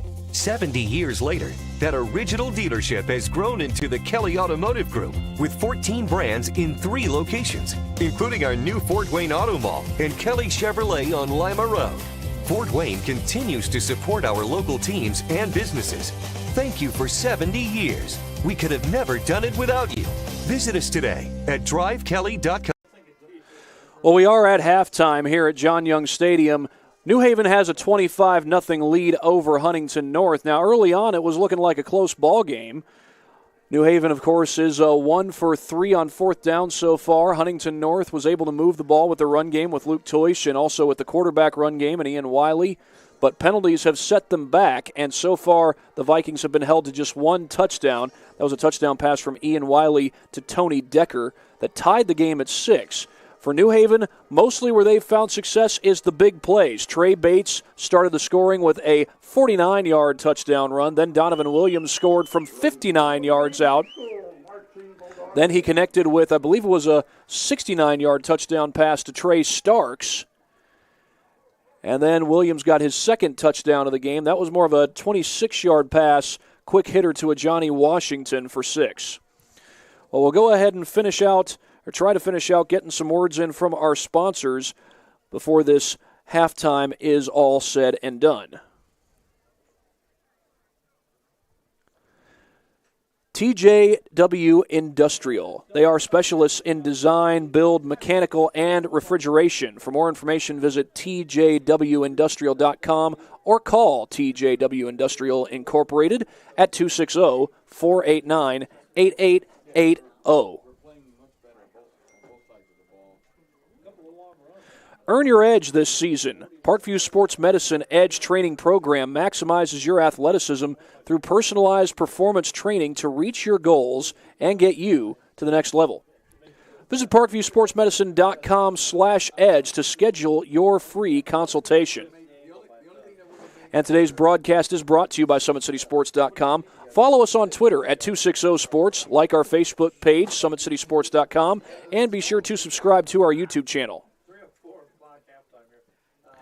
25-6 in favor of New Haven, and we remind you that the Bulldogs will get the ball first to start the second half. They won the coin toss and deferred to the second half, so the Bulldogs will open the second half with the ball. Well, when we last heard, Leo was up 13-0 at halftime against DeKalb, and also when we last heard, East Noble was up 49-7 over Belmont. That's our most recent update, so it's a runaway up there in Kendallville for East Noble. And if East Noble, New Haven, and Leo all win tonight, there will be a tie atop the Northeast 8 Conference standings. Well, the good news, if you want to call it that, is that the rain has slowed down, but it is still falling. Not as hard, not as heavy, and looks like there is still some wind, but it is not coming down quite as hard, but still coming down nonetheless. Meanwhile, I hear that Dwenger is leading 34-0 over Concordia at halftime. We'll be back in a matter of moments as we get ready for the start of the second half here on SummitCitySports.com. Welcome to the Summit City, home to the 260's dedicated high school athletes and fans. Each victory and celebration captured by our cameras. Treasure the highlights from the Summit Athletic Conference this season, or complete games live or on demand. After all, nobody's more proud to call Fort Wayne home than SummitCitySports.com.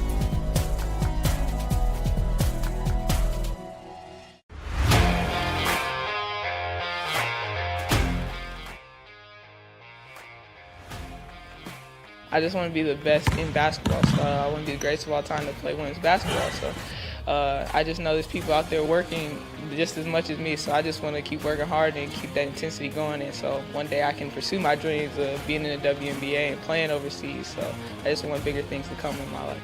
I remember when I started in March, she could do 0 pull-ups. She did have a great 25-inch vertical when she first started. She only weighed 150 pounds. One of our main mottos is do the simple things exceedingly well, and that's where we started. So we started the foundation, building her base, and now we've got to basically the peak of our pyramid of things that we can do with her.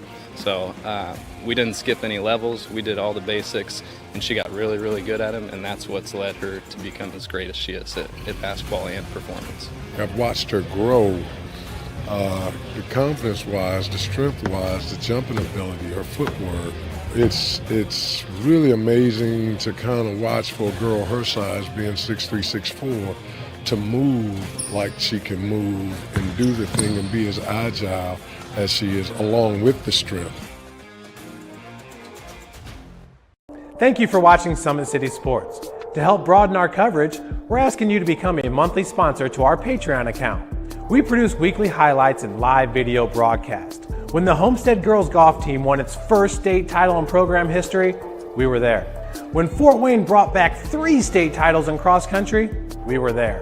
We believe in sharing positive stories and setting the standard for how high school sports should be covered. Join us and donate today. At the University of St. Francis, you'll find everything you need to succeed, from business, nursing and science, to the arts, all with a 99% career success rate. You belong here. Here. Here. I belong here.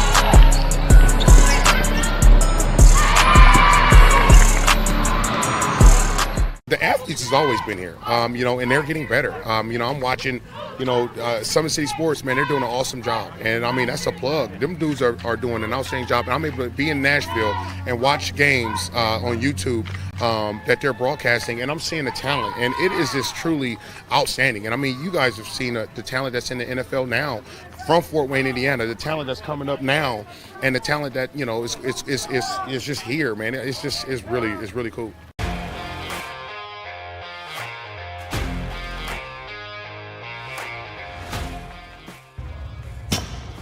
I like to stay active. I try to come in here at least 3 times a week and just get my 1-hour workout in. Since September, I think I've put on 22 pounds of muscle. I think my vertical has gone up plus 5 inches. I've gotten a lot faster since then too. I can hit the ball further. In football, I can push people around more. It's basketball easier too. Just being stronger just makes everything easier. Brandon started with gym rats basketball training. After one of the sessions, he came up to me and he wanted to know if he could do more. So Brandon started the EDGE program in November, in addition to the club training he was doing, because it offers personalized programming for his athletic goals. PSN Performance uses the long-term athletic development pyramid. At such a young age, it's really good for Brandon to set the foundation of athletic development. Since he is in season all year round, he has to be ready for all the physical demands. So he does a lot more strength training, just because in basketball he sprints and cuts a lot. In baseball he's doing a lot of sprinting. In football he does a lot of sprinting and jumping. So preparing him to withstand the physical demands of those games, he does a lot more strength training. I like all the lower body stuff the best. I do goblet squats, split squats, back squat, front squat, a lot of those. Tyler knows what's best for me. He always points me in the right direction. He just pushes me to go harder every day. Well, of course, the player you just saw there was Brandon Logan, the Snyder High School star, standout safety for the football team, and he also plays center field for the Panthers baseball team. And if I remember right, Logan does have aspirations of playing baseball at the college level, may even have aspirations of playing football at the college level. He is excellent at both.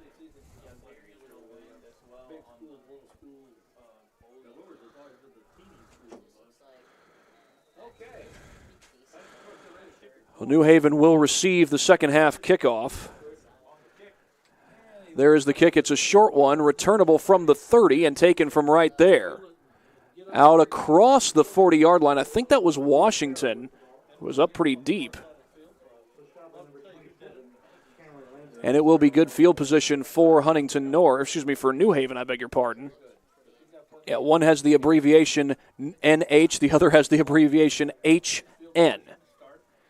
You could say that both Huntington North and New Haven are railroading towns in their own right. There is a Norfolk Southern line that goes through Huntington and once was used by the Wabash and Erie Railroads. Pizza Junction, a restaurant in that town, once served as a Wabash Railroad train station. And, of course, here in New Haven, they have a Norfolk Southern freight yard. It's not too far from the school, in fact, as Bates gets the call, but he's dropped immediately. He was collared right away by Milky Gordon.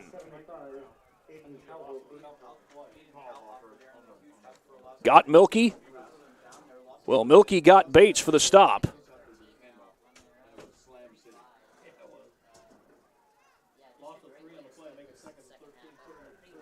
It's going to bring up second down and 13. Again, a New Haven win would certainly help in their efforts to win the Northeast 8 Conference as Williams rolls and throws complete to James Hardy, and Hardy picks his way for a first down and carries a tackler with him. Out across the 45-yard line as he carried Jason Toysh with him. Now, heard earlier that Jason Toysh is the son of former Huntington North Athletic Director Kristen Toysh, but Luke, the Vikings running back, is not related to Kristen. Again, Huntington North's current athletic director is Jeremy Markham.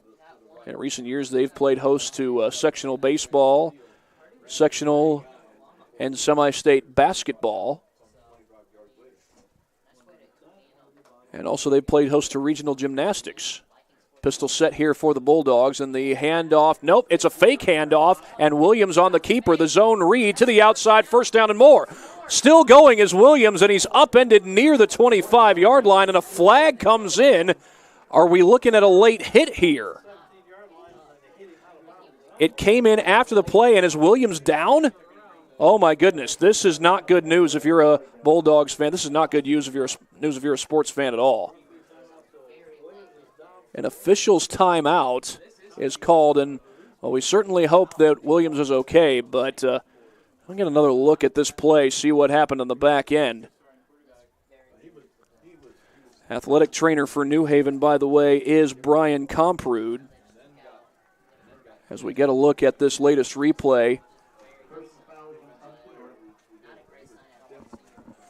was a great carry, no doubt, and well, there is Williams walking off the field. We'll talk about that in a moment. It looked like he was just out of bounds when the hit came. No malicious intent, but it looked like he was just out of bounds. Well, meanwhile, Williams was just walking off the field, and he was kind of favoring his right hand.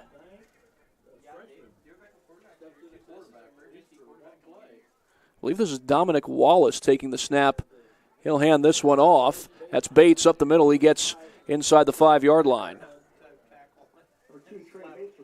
Actually, I believe that was Tavar Baskerville, a freshman wearing number 37. How often do you see 37 at the quarterback position? Well, Williams, whatever might have been bothering him, maybe isn't bothering him that much. Either that or he just wants to stick this out because he's back on the field. Now, I'm not sure if Brett Favre ever dealt with a bad hand, but he dealt with plenty of injuries in his career and in a lot of cases played through it. And, of course, he played through one of the most heartbreaking moments in a man's life as the handoff here goes to Bates, and he's stood up. Of course, what I was talking about there was the death of Brett's father. Played in a game in Oakland in 2003 on Monday Night Football and had a great game. Brett's father, Irv, was a high school football coach down in Mississippi. He coached Brett in high school, but he ran the wishbone offense. So Brett didn't get to throw a whole lot when he was in high school. It was a lot of run plays. Donovan Williams, he probably gets to throw the ball more than Brett Favre did. But he is a dual-threat quarterback, no doubt about it. He's going to throw here, and it's a touchdown to a Johnny Washington on the slant.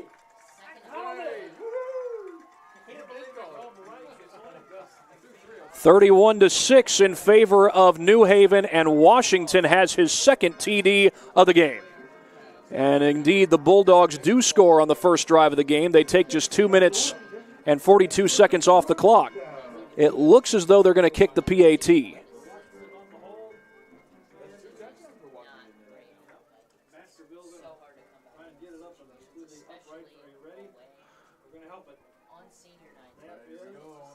Snap is down. The kick looks good, and it is.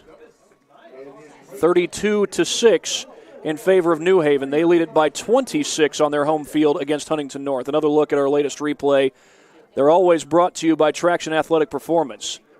Third touchdown pass of the game for Donovan Williams, and you'll see it right here as he uses that little read play there to get it to Washington on the slant. That little RPO, I beg your pardon, run pass option. A little discussion here with the officials at the 5-yard line.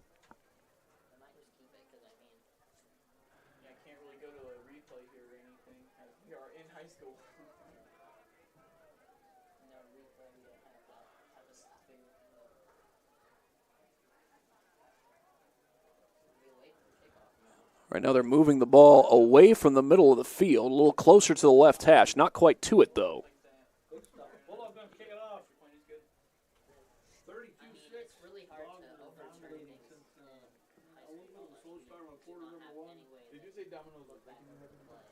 .9:18 to go, a drive that took 2 minutes and 42 seconds off the clock. It started with a negative play to Trey Bates. Wind doesn't seem to be blowing quite as long, although Farrow was ready to come up and hold that one. He won't have to. It's another angled kick. This one will be returned from the 24-yard line. And weaving it to the outside is number 17. That is Sully Stahl, and Stahl takes it out across the 45 to the 46. So it'll be good starting field position for Huntington North.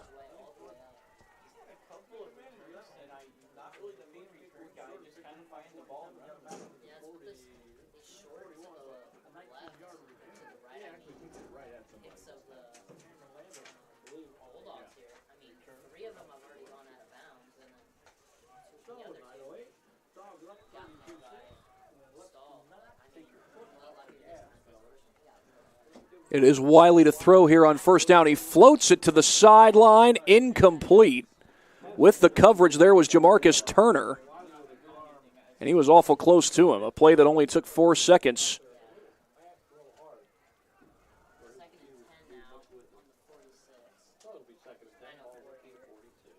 We saw Jamarcus Turner make a great catch on a deep ball thrown by Williams in the first quarter.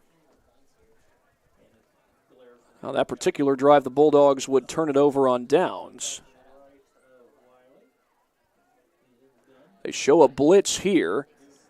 It's a keeper by Wiley. He takes it wide, room to run, and he's close to a first down. He was ridden out of bounds, and they're going to spot him back at the 47-yard line. That's going to make it 3rd and 3.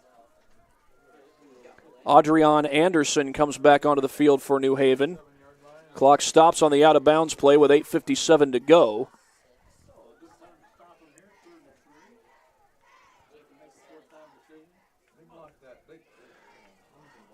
The guy running off the field is Shane Atkinson, and he actually might have been the one who made the play defensively on the first down throw. It's Toish up the middle, little surge, he's close. Well, the far side official is standing on the line to gain. The near side official is just inside the 45. If his spot is correct, it's going to be 4th and short, and it looks like it is going to be 4th and short, 4th and inches. Well, what do you have on 4th and inches? There's all kinds of options. Fullback dive, halfback dive, QB sneak. Talking the old school QB sneak. Play clock is at 15.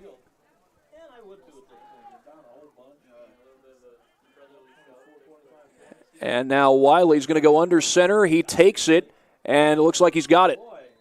Kind of bounced to his left, but he picks up the first down anyway with the old school QB sneak.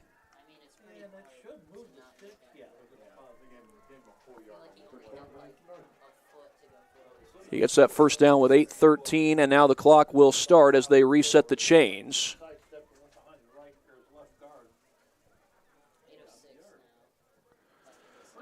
Again, New Haven playing for at least a share of the Northeast State Conference title. Here's Toish off the left side, and he takes it inside the 40. We'll call it a 5-yard gain there on that first down run. 2nd and 5 coming up.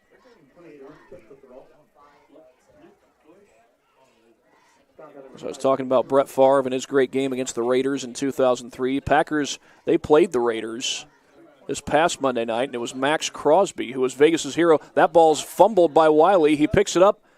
Did his knee go down? The officials are blowing it dead. Let's take another look at this, because if he goes down to a knee with the football, the play is dead. Another look at it on the Traction AP replay. I didn't see him go down. Farrow, he's arguing that he did. I didn't see him go down. Wiley moves to the right, looks to throw. Throws complete for the first down.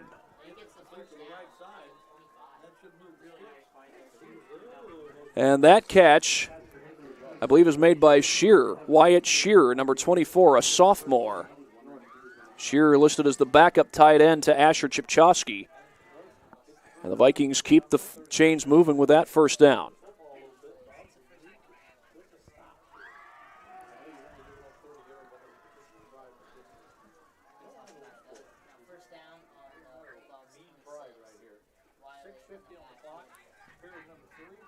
We'll send a man in motion. Toish gets the call, and he's dragged down in the backfield. Jesus Diaz.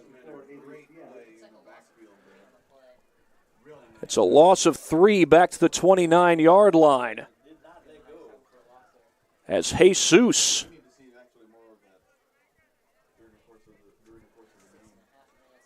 brings the low. 2nd and 13 after the negative play.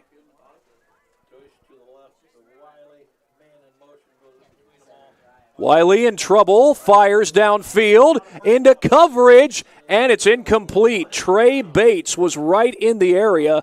So too was Shane Atkinson. But it falls harmlessly incomplete. 3rd and 13 coming up. Well, we really haven't seen the Vikings in a red zone situation. They're not quite in one yet, but this is about as close as they've been to the red zone in this game. The 28-yard line, 29. The set of downs started at the 26. Had a long touchdown pass from Wiley to Decker. Wiley looks to throw, goes downfield, and that is incomplete. And a flag comes in. They're going to get pass interference, and it looks like it's going to be on Anderson.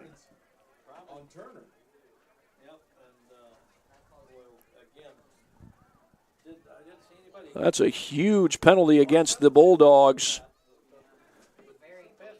Still a big lead for New Haven, but with 6:06 to go, Huntington North going to get an automatic first down.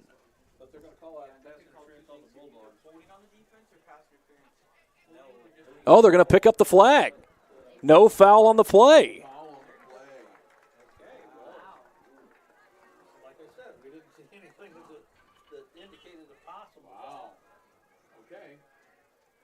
Well, Southside has come all the way back. They're down 14-0. They now lead it 17-14 midway through the third quarter. Meanwhile, this is 4th and 13. Do have another update more related to the Northeast State Conference. We'll give you that in a moment. But first, the matter at hand. Wiley to throw. He gets some pressure. Fires downfield, and that's a breadbasket interception for the Bulldogs.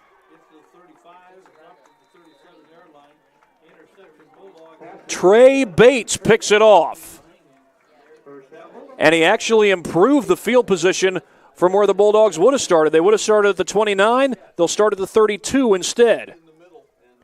Meanwhile, Southside's lead is 17-14, and also Leo now leads 27-0 over DeKalb.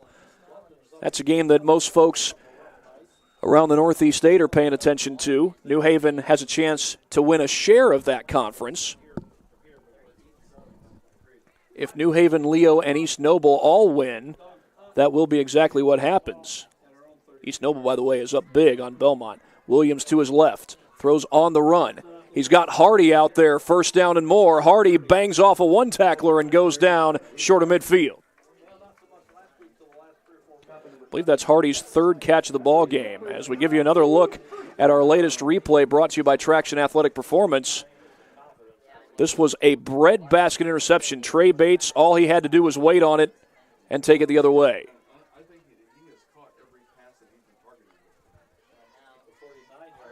And now New Haven getting some new personnel on the field. Looks like Williams is still in there, and so is Bates. Chris Stewart also entering the game. Northrop has taken the lead back against Southside, 21-17. Williams keeps it, dances away from a tackler. He's going to get a good gain out of that. He was almost stopped for a loss and was able to turn it into a 4-yard gain when all was said and done.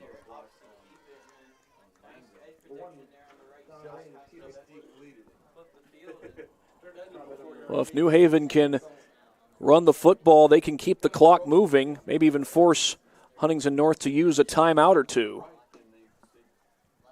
We're not in a running clock situation, but if New Haven can control the possession, that could go very well for them. That's Washington with the catch. Dances to the outside. He's got a block out in front. It's a foot race. Washington inside the 10 and out of bounds. He nearly got away from Milky Gordon. He's going to make it 1st and goal when all's said and done. The shiftiness of a Johnny Washington, and I suspect we'll see more of that when basketball season comes around. He transferred in from Concordia. Started for 3 years in a row at Concordia. He was their leading scorer for 3 years in a row. Now he could be a huge addition to the New Haven basketball team this upcoming season. Meanwhile, here's Bates operating behind Williams in the backfield. Loose ball. Williams picks it up, rolls to his left. Now he's going to take off and run and get what he can, and he got all of it. Touchdown. Williams turns a broken play into a house call.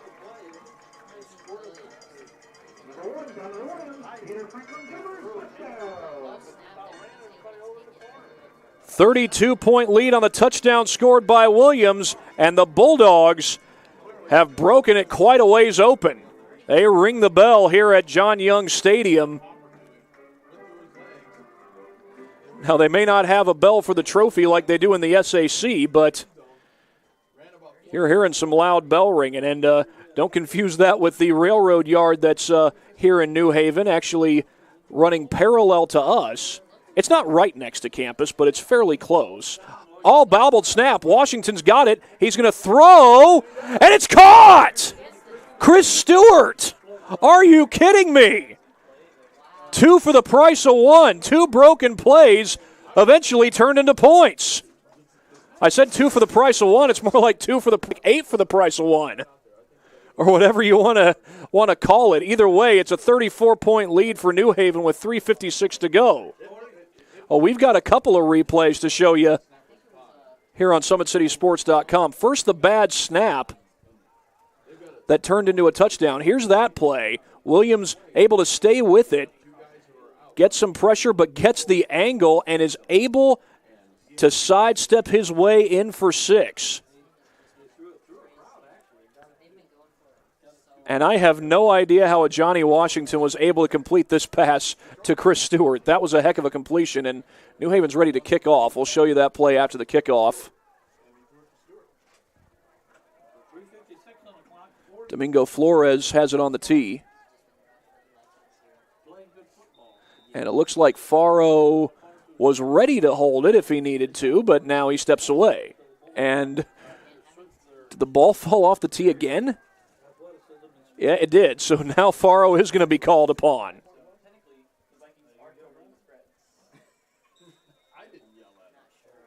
Carroll's got a 51-7 lead in their game. That ball will bounce toward the end zone, and it's a touchback.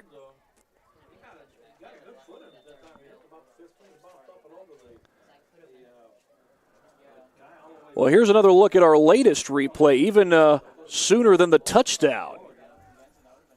This was creativity on the part of a Johnny Washington as he bobbles the snap trying to set it down, actually, and somehow fits that one in to Chris Stewart.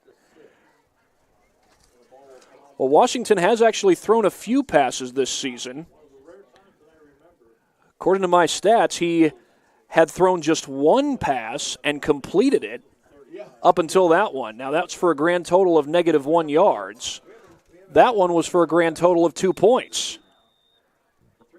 3:51 to go as the Vikings take over, down 34.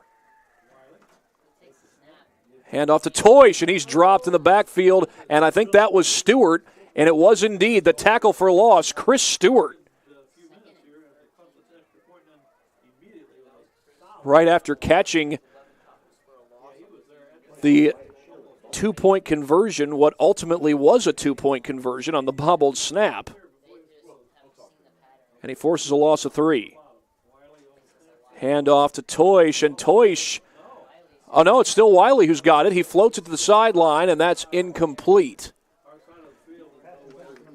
He was looking for Cameron Moore, the junior wide receiver. Threw it a little long of him. 3:18 to go.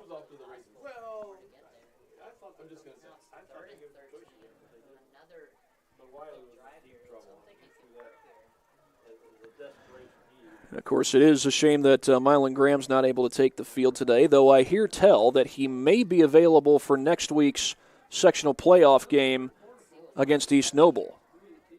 That's right, the matchups have been set for the first round of sectionals. As Wiley throws, it was almost picked off. He somehow got it complete, and it's a first down.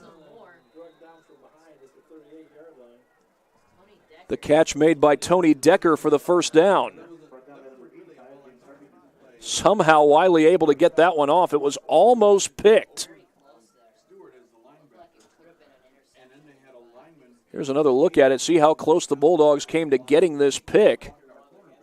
Yeah, it's Stewart who almost got it, and somehow he gets the completion. But meanwhile, they're up to the line, and they run the next play as Wiley goes to the sidelines, and that one's incomplete.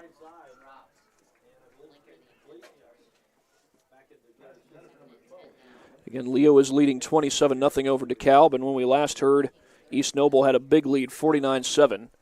Again, East Noble takes on New Haven next week. I believe that game is here at John Young Stadium. 2:51 left on the clock. Wiley steps back. They get pressure. Wiley sets up the screen, complete. That's Toish down the sideline, first down and more. Gets all the way to the 41-yard line.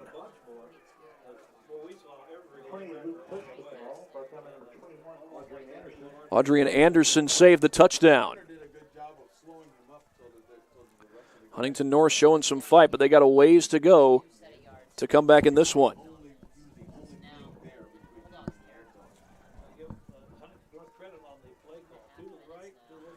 Wiley, right down the seam, throws high and incomplete, flag down. He was looking for Tony Decker.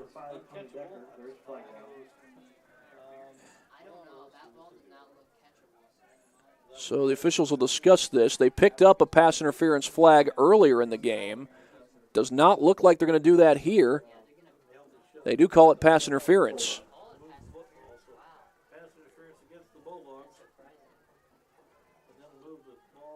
So that's going to be an automatic first down for Huntington North. Of course, New Haven is a part of the East Allen County Schools District. In fact, the East Allen County Schools District office is right here on the New Haven campus, right in front of the main school building. There's a toss to Toish, And Toyce runs into a wall of Bulldogs at the 27-yard line. Vikings still have not gotten to the red zone. The closest they've gotten to the red zone in this game was the 26-yard line. Rain is coming down. It's stronger than it was at halftime, but not as strong as it's been at various times of the night. But as I say that, it's starting to pick up. Yeah, I don't control the weather, folks. I might tell you about it, but I don't control it. Wiley to throw, has a man, it's caught.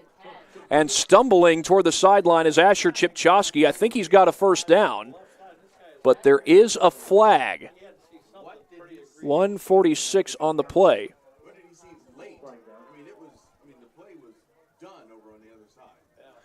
Let's get another look at this, see where the flag comes in, see what might have happened. The officials are going to discuss this.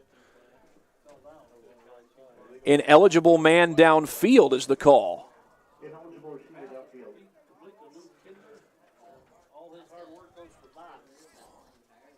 I think the farthest guy downfield for Huntington North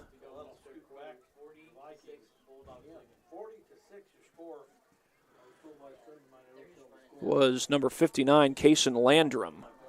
Like he had gotten 3 yards downfield before the pass was thrown. 1:46 left to play here in this third quarter as the Vikings have a good drive going, but have a long ways to go. They're down 34. It's a team coached by first-year man Mike Eschbach. As Wiley looks to throw, floats it down the sideline. Is that caught? Decker hauls it in inside the 10, and now he comes up a little slow. And they're going to call for the trainers.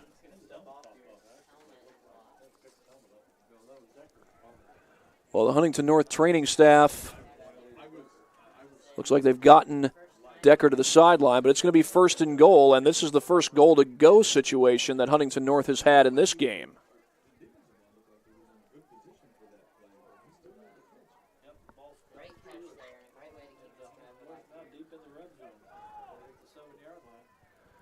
There have been times where Huntington North has gotten receivers wide open. That case, Decker wasn't wide open, but he got the separation from the corner. Handoff goes to Toyce. Tries the right side, and there's not much there. Might have gotten a yard, maybe 2. We'll call it a gain of a yard as we come down to the final minute of the third quarter.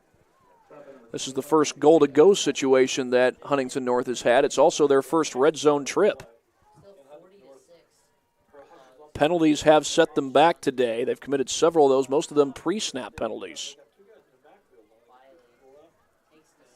Off the left side, it's Toyce, turns it upfield. Can he get there? No. He's thrown down short of the goal line by Corinne Harris. And it's going to be third and goal.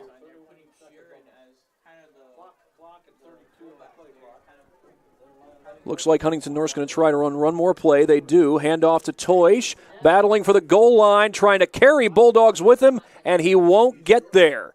He's stopped at the 2-yard line, and it's fourth down, which is exactly what it will be when the fourth quarter begins. Clock's down to 3 seconds, and it's going to run down to the end of the third quarter. And as we start the fourth quarter, Huntington North will likely be going for it on fourth down. You're watching high school football on SummitCitySports.com.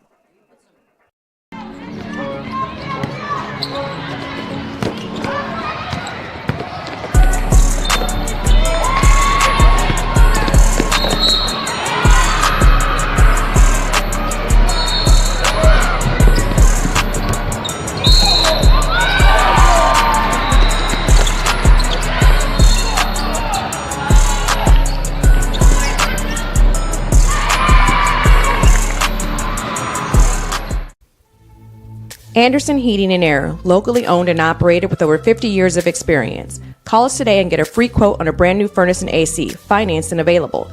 Don't wait. Call us today and sign up for a maintenance agreement and stay cool. Our maintenance agreements will ensure that you're first in line if you have an emergency, and we'll send one of our service techs out for cleanings twice a year. Call us at 557-0958 or request an appointment on our website. Call Anderson Heating and Air, where your emergency is our emergency. Well, we start the fourth quarter, and Huntington North is going to go for it on fourth down.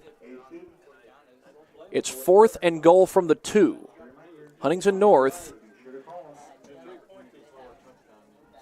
has their first red zone trip of the game, let alone their first goal-to-go situation of the game.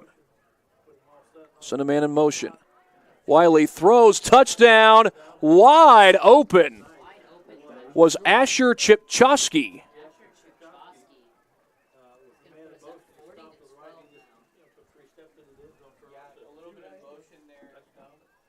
With 11:56 to go, Huntington North gets its first score of the second half.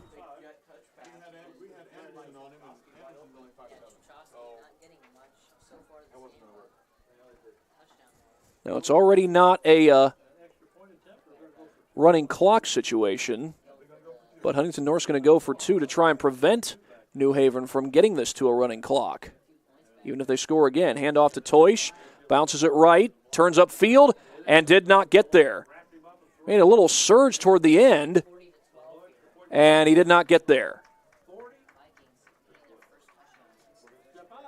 But we will take a look at the touchdown. Replay, as always, brought to you by Traction Athletic Performance. First, they motioned Asher Chipchowski to the right. And then Wiley, not quite a jump pass, but more of a step forward pass, if you will. Yeah, of course, the jump pass was, I don't know if it was first used by Tim Tebow at Florida, but I know he made a habit of it, you might say.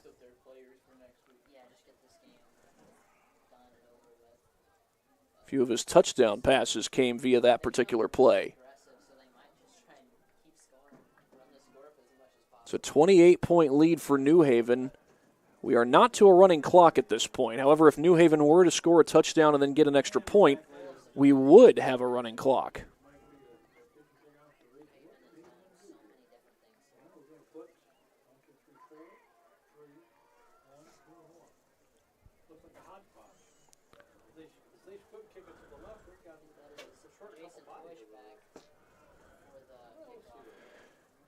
Right now, New Haven trying to seal at least a share of the Northeast 8 Conference title with Leo and East Noble. Those teams winning big when we last heard. This one is not going to be returned, and it will bounce. Oh, he returned it from the goal line. And he's going to be thrown back at the 1-yard line. Was that Faro on the return? Well, that ball was about to bounce into the end zone. If he lets it go, it's a touchback. That's Jamarcus Turner on the return there, and that's not going to make Kyle Boer happy to see his returner do something like that, because New Haven now starts this drive from their own 1-yard line. By picking that up, Turner allowed himself to be tackled at the 1. Had he let it go, again, it would have been a touchback.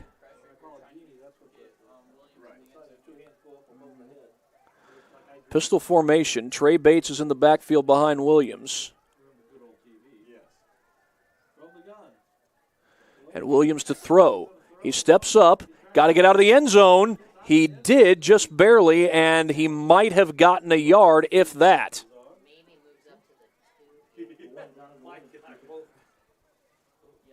Well, recently heard it is 69-7, East Noble on top of Belmont.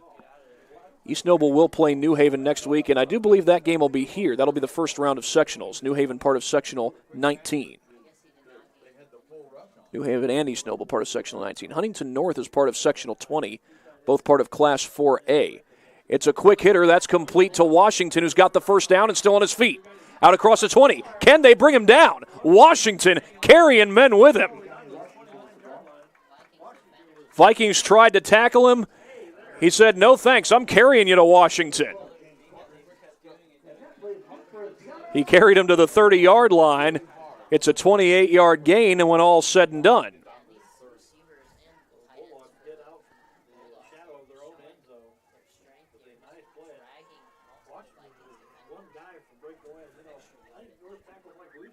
It looks like Braden Kuhnberger, who's getting set there for New Haven. Looks like he's set now. I'll say this tonight. The receivers, once they've caught the ball, they have run really hard. Handoff is to Bates. Bates looking for room, and he's able to get a positive gain out of it. Picks up 4 on the play, up to the 34.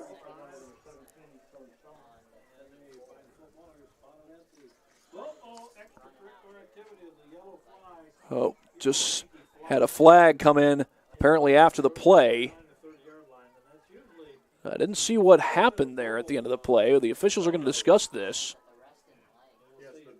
Not sure if this might be an unsportsmanlike conduct that we're going to see here. Flag came in well after the play was over. It's going to be unsportsmanlike on Huntington North, and I tell you what, in checking the replay just a second ago, I think it may have been a shove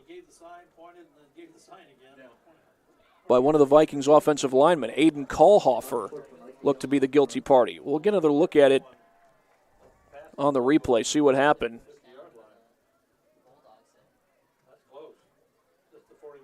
Okay, there's Kahlhofer. He didn't throw a shove there, not from what I see. Maybe it was something that was said by one of the Vikings players.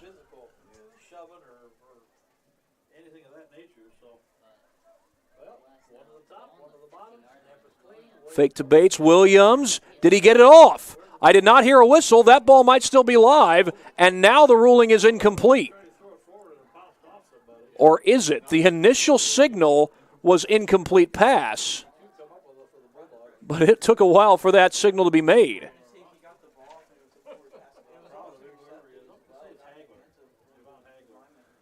But yeah, in the end, that's going to be an incomplete pass thrown by Williams, 2nd down and 10. But again, I did not hear a whistle, and the signal was not made till Williams was in the grasp and trying to recover the ball. Bates off the left side, not much there. He got about 2. Bates had a 49-yard touchdown run to start the scoring in this game. Just took the clock inside 10 minutes. Leo now leads at 40-7 in their game against Belmont.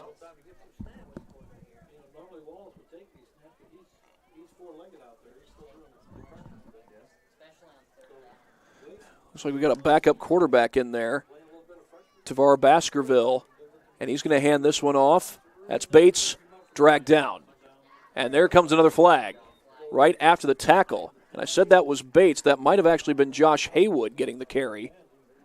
Yeah, I think that's Haywood, number 8. It's going to be holding against New Haven.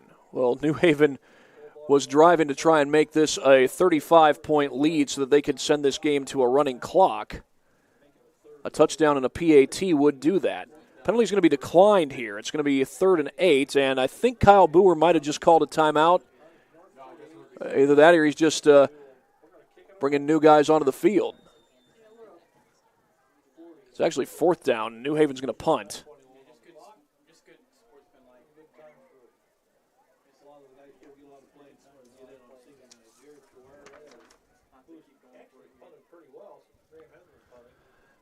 They almost got the block there. Fair catch signaled. Was that muffed? No, it was not. It was fielded by Huntington North. Jimmy Linker fell on it and didn't get rid of it until after the whistle had blown. 9:03 left to go, and on the change of possession, we'll take a quick break here on SummitCitySports.com.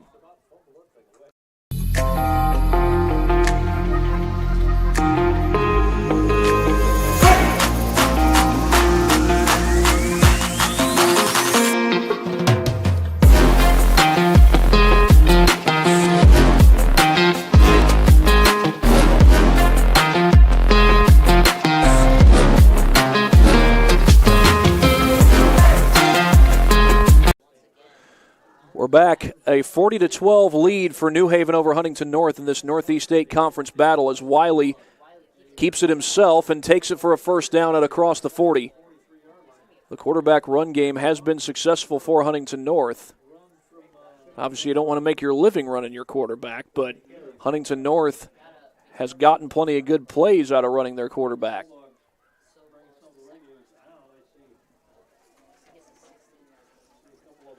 Huntington North, part of sectional 20 in Class 4A. I'll tell you who they've got in their first round game in just a moment. As Wiley takes the snap here, looks to throw, fires to the sideline, has a man there, and it's broken up. Was it picked? It was broken up, incomplete. And I believe that was Aaron Hoffer covering on the play.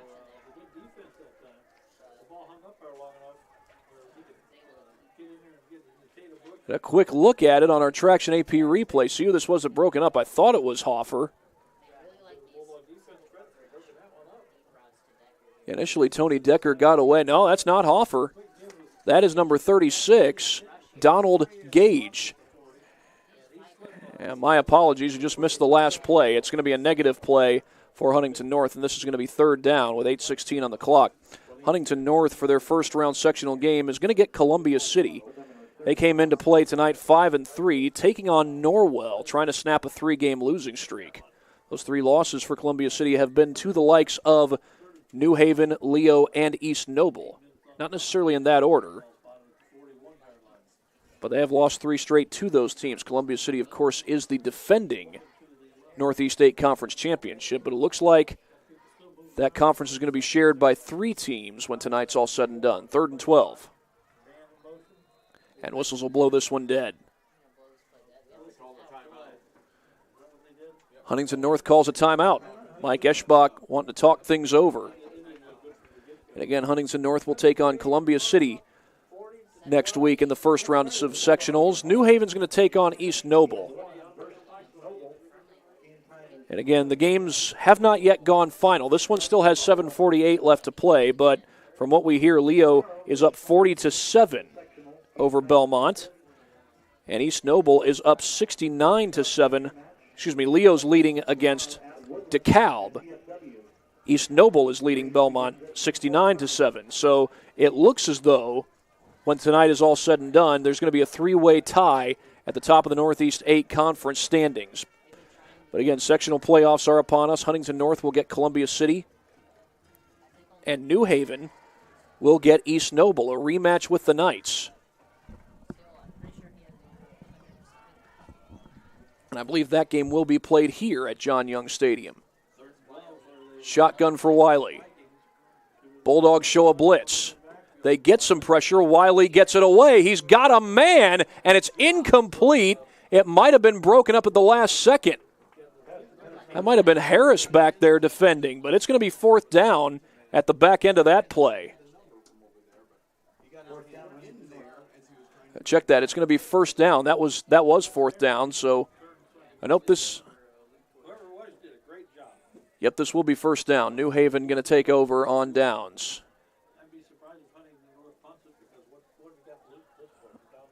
I'll check that.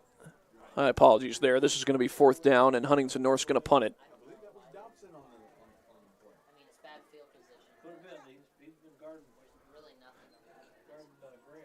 Kick to an angle, and that one's going to roll into the end zone. This one will be a touchback, and New Haven will have better starting field position this time. I think that was Jamarcus Turner again back there on the punt return, this time letting it go into the end zone and allowing New Haven to start with good field position. Well, Kyle Boers in his 3rd year as the head coach here at New Haven, won 5 games each of the first 2 years, did get a playoff win his first go-around, but this year he has eclipsed that 5-win total. He's won 7 games, and it's looking like it's going to be at least 8, but again, a big matchup with East Noble coming up next week for the Bulldogs in the first round of sectionals.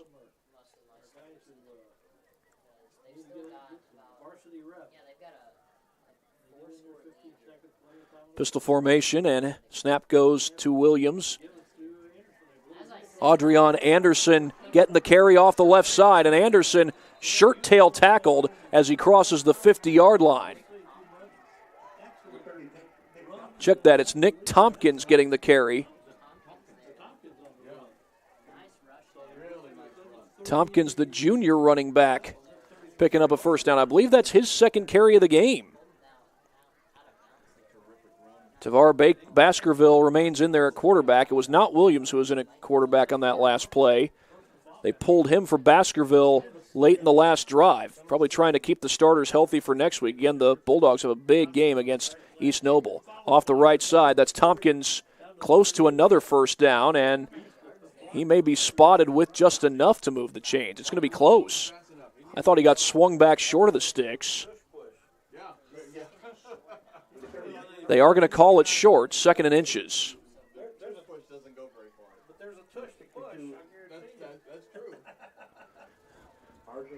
And when I say 2nd and inches, this is more like 2nd and millimeters.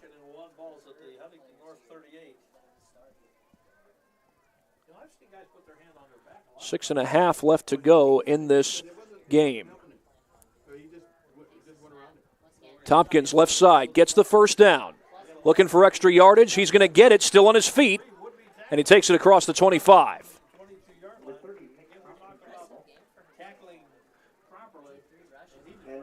That's 3 carries this drive for Tompkins. I believe that's 4 for the game as a whole. And New Haven's just outside the red zone, although right now they're okay with milking some time off of this clock. And keeping the ball out of Huntington North's hands. And now they're going to get this past the halfway mark of the fourth quarter. We're down to 5:57.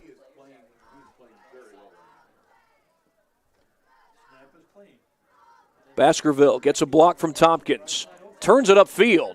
Gets inside the 15. He's close to another first down.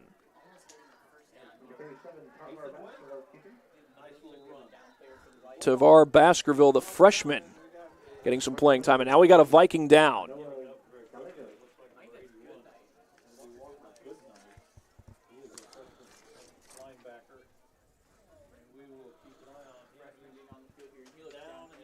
Well, the injured player, I think, is Kyler Landrum. I thought it was number 61.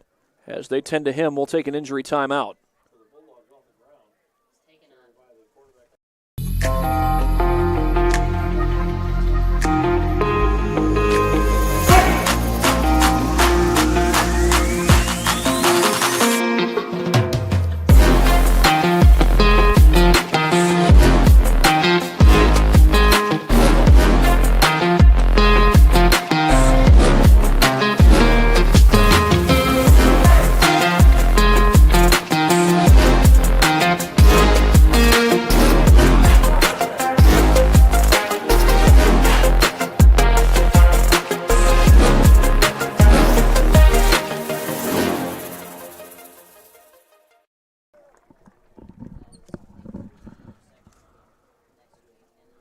Well, the injured player looked to be number 61, Kyler Landrum. He was walking off the field with a little assistance, mostly under his own power, but getting some help.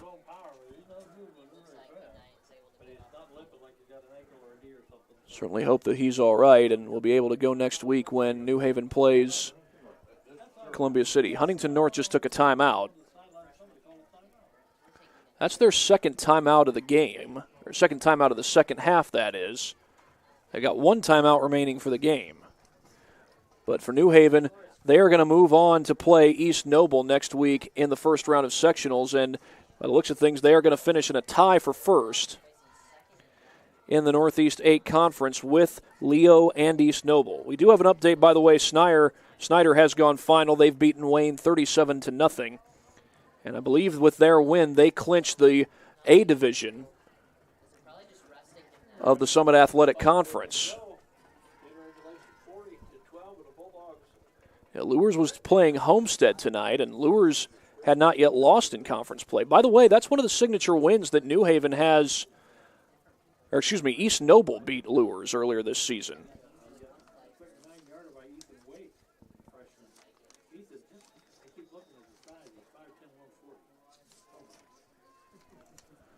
Meanwhile, Bulldogs operate out of the pistol here.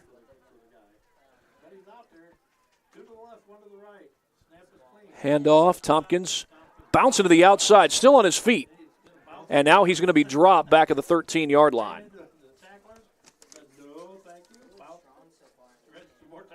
no thank you, bouncer. Ended up working hard and losing the yard. Ran 8 yards, lost 1. That's okay. Might have been better. One of New Haven's signature wins this year was against Leo, and actually I got to correct myself. They did beat Lures 36-7. That was a blowout win for the Bulldogs.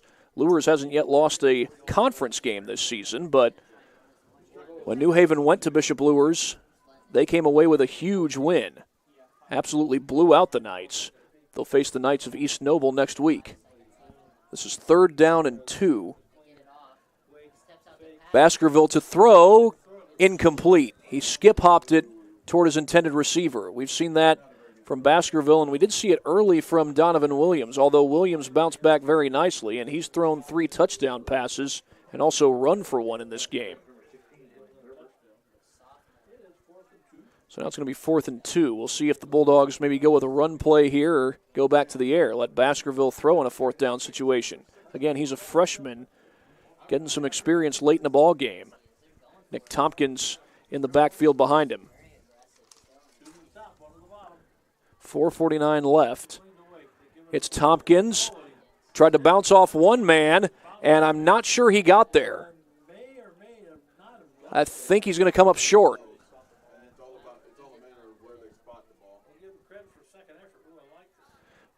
He turned it over on downs. Huntington North will take over with 4:43 to go. Tompkins delivered a hard hit at the end of that play, but it was not enough to get him a 1st down. And with 4:43 to go, Huntington North will take over, and again, they'll take on Columbia City. Columbia City taking on Norwell. We might have that one this week on SummitCitySports.com. I think we actually do have a crew out there, if I'm not mistaken. Let's try to check on that when we get a moment.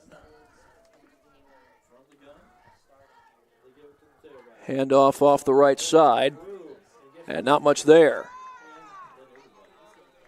The tackle there by Bulldogs number 34.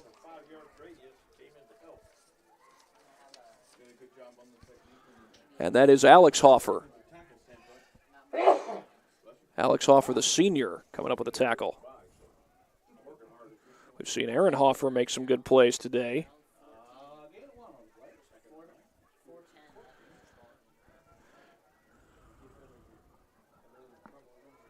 Coming up forward to play. Off the right side again. And another tackle for loss. And the ball's out, and it's going to be returned for a touchdown, and that's Tompkins on the return. And New Haven will take a 46-12 lead. Well, Nick Tompkins had been carrying the football in the running game in this 4th quarter. He gets to carry it in from the defensive side this time. As they stripped it out from Christian Jamison. And now the Bulldogs will likely kick the extra point to try and make this a 35-point game. And we've only got 3:55 left to go, but that'll turn it into a running clock if they get it.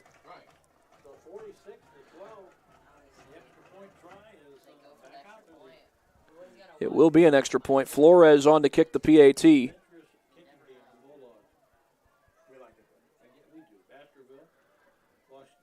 There's the snap.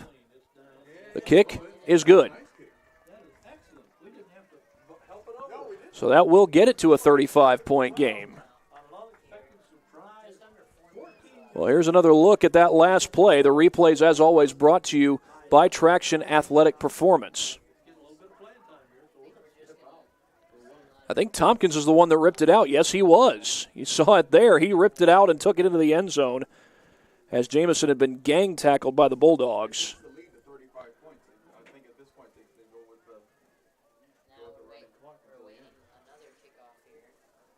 So New Haven will kick it off back to Huntington North. Again, the playoffs are next week. New Haven takes on East Noble. Huntington North takes on Columbia City.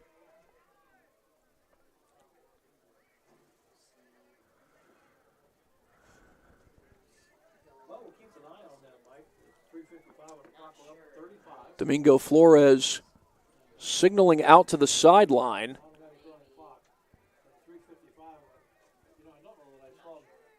the two sidelines, and Lynn is too far away for me to ask him.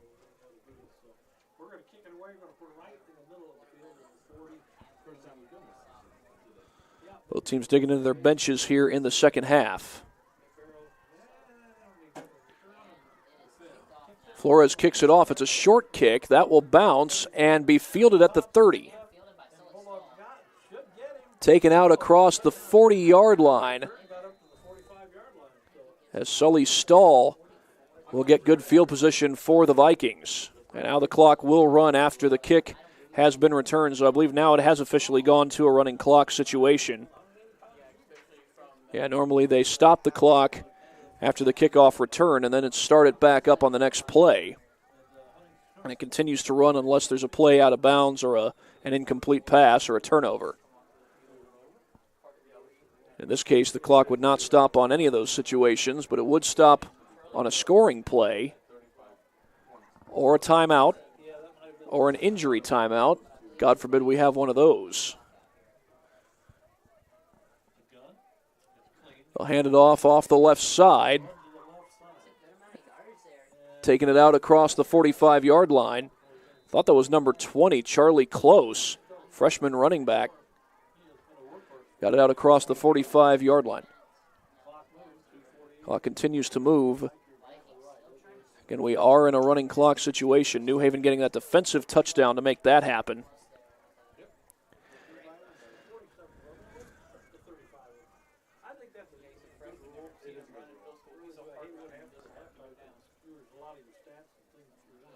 First and 10 from the 43-yard line. Hand that one off. All big hit in the backfield.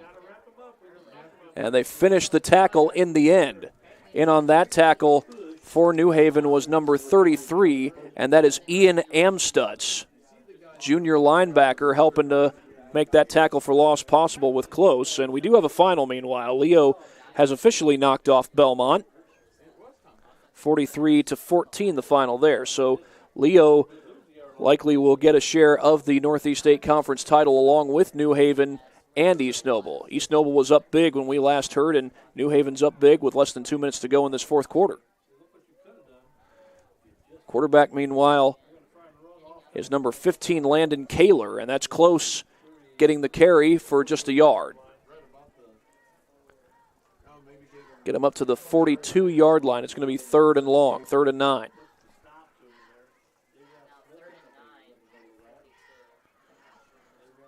Landon Kaler, by the way, he's a sophomore quarterback, also plays a little bit of cornerback as well. Clock's winding down to the final minute. A motion a man out of the backfield. Here's Kaler to throw. Goes down the sideline. Incomplete. And it's going to be 4th down and what could possibly be the final play of the game as the clock is running down to 43 seconds. 4th and 9.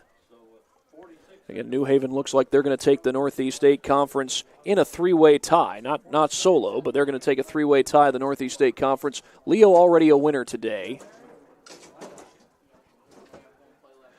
And if it were just between New Haven and Leo, New Haven would have won the conference outright because they beat Leo in the regular season and would therefore get the tiebreaker. But when we last heard, East Noble was up big. Play clock down to 3 here. Kaler pressured right up the middle. He gets away for the moment. Rolling to his left, and he's going to be run out of bounds, and that's going to be a turnover on downs, and New Haven won't even have to bring the offense out. Clock's down to 7 seconds, and it's running. Well, New Haven is going to claim at least a share of the Northeast State Conference. Again, we heard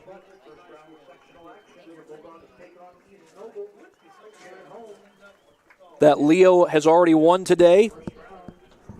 And again, East Noble was up big. So by the looks of things, it's going to be a 3-way tie for the Northeast State Conference crown, and New Haven is going to be a part of that. They win this one 47-12 over Huntington North. Well, your Parkview Sports Medicine player of the game is going to be your Parkview Sports Medicine player of the game is going to be Donovan Williams. Yes, Washington had a good game with 3 touchdowns, but Donovan Williams, he throws 4 touchdown passes today, also runs for a touchdown. Did a great game running the football and throwing it as well. Donovan Williams, your Parkview Sports Medicine player of the game. And that's going to do it from here at John Young Stadium. For my cameraman, Caleb Roth, this is Thad Goff saying so long from New Haven High School. You've been watching high school football right here on SummitCitySports.com.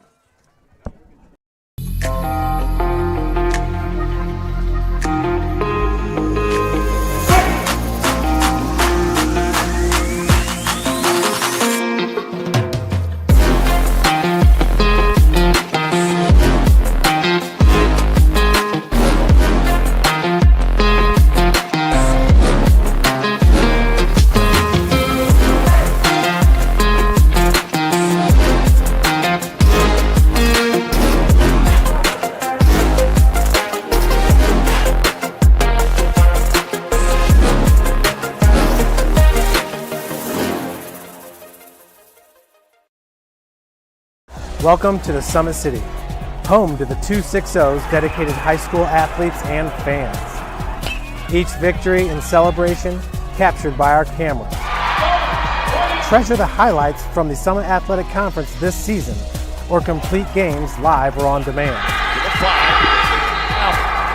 After all, nobody's more proud to call Fort Wayne home than SummitCitySports.com. Dealing with joint pains, sprains, strains, or back pain? Make the Parkview Ortho Express walk-in clinic your first stop when you have an orthopedic or sports injury. Located at the Sport One Parkview Fieldhouse, Ortho Express has specialized orthopedic physicians on staff when you need it most. Get x-rays, treatment, and referrals to Parkview Care, all in the convenience of a walk-in clinic. Ortho Express is open Monday through Thursday from 7 a.m. to 7 p.m. and Friday 7 a.m. to 5 p.m. Call 260-266-4007 for more.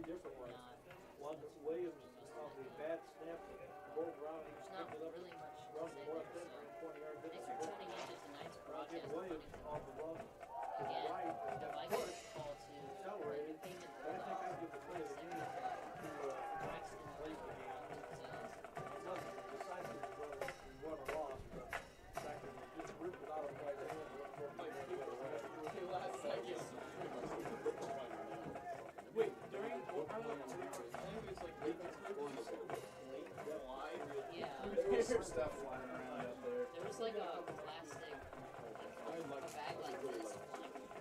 Yeah, Luke, you know what I call a night? We're going down over there. Like, look, the wall was too light. You know what?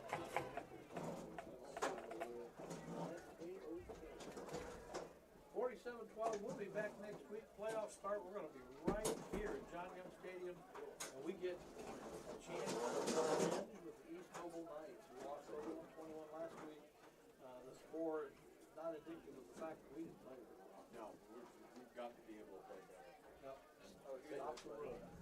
They played pretty well last week, but I want to see us play at our stellar best and see what they can do. Right, absolutely. I'm with you.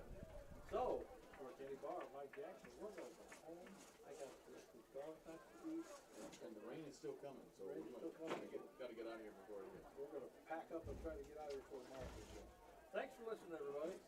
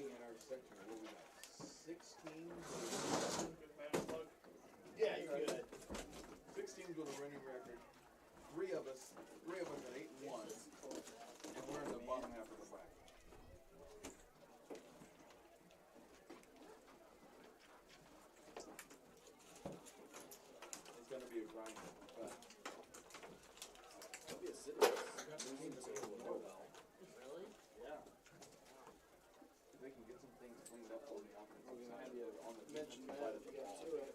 Stop it, just because that's who makes more plays. Yeah. Rio.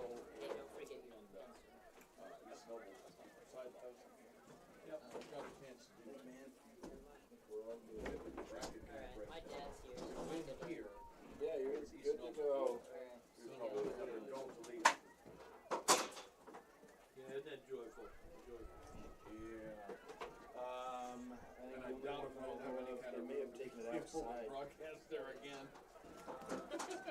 I'll figure it out. You can't give away it costs us $75 a game on broadcast. Right. We are approved for we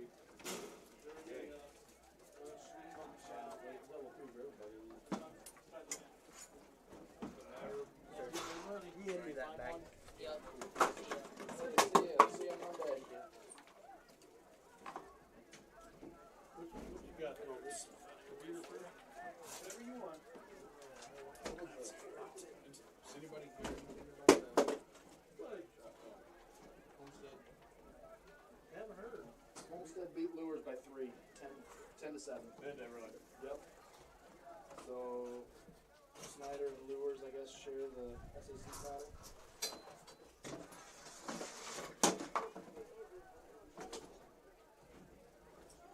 Yeah. Well, did Carroll only have one loss in the conference? They, essentially, okay. Okay, so it's a three-way tie. So they must have three-way tie then for the side. I don't know how they're going to divide up the bell, but bit by bit.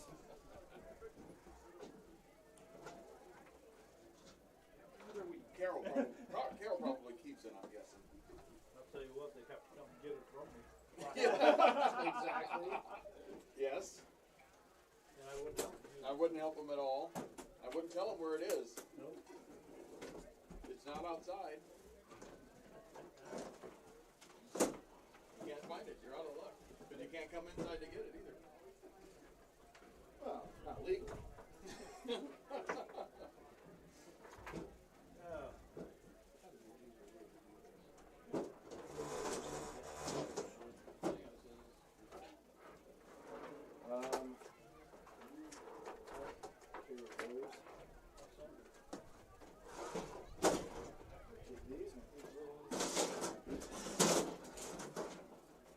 Well, gentlemen, it's been fun. Yeah, it's been real. It's been fun. Enjoyed the game. Enjoyed the broadcast anyway. Yeah, we're a little looser than the average today. A little? A little? It's all right. You know what? Better than free. Oh, there you go. None of us get paid. Can't complain if you're not getting paid. You're right. And our underwriters like the quality, believe it or not. Hey, take care. Good luck in posting. You too. Take care. The feedback I get most of the guys don't have fun. Well, good. That's good. We're getting paid for free. We're staying warm and dry. It's a whole better situation than being out there. That's for sure.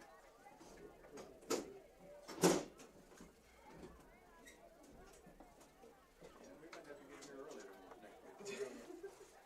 Because I've already looked at the approved list. 1380 is coming. We're coming. SummitCitySports is coming. There'll be 3 of us. So. Get here early. Yeah. Tight. Well, I'll get here before Brent.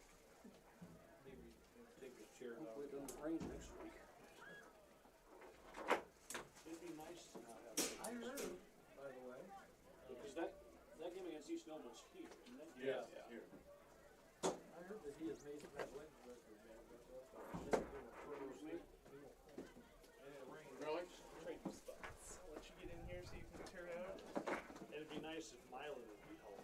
You're not all that in a bag of chips. Mm-hmm.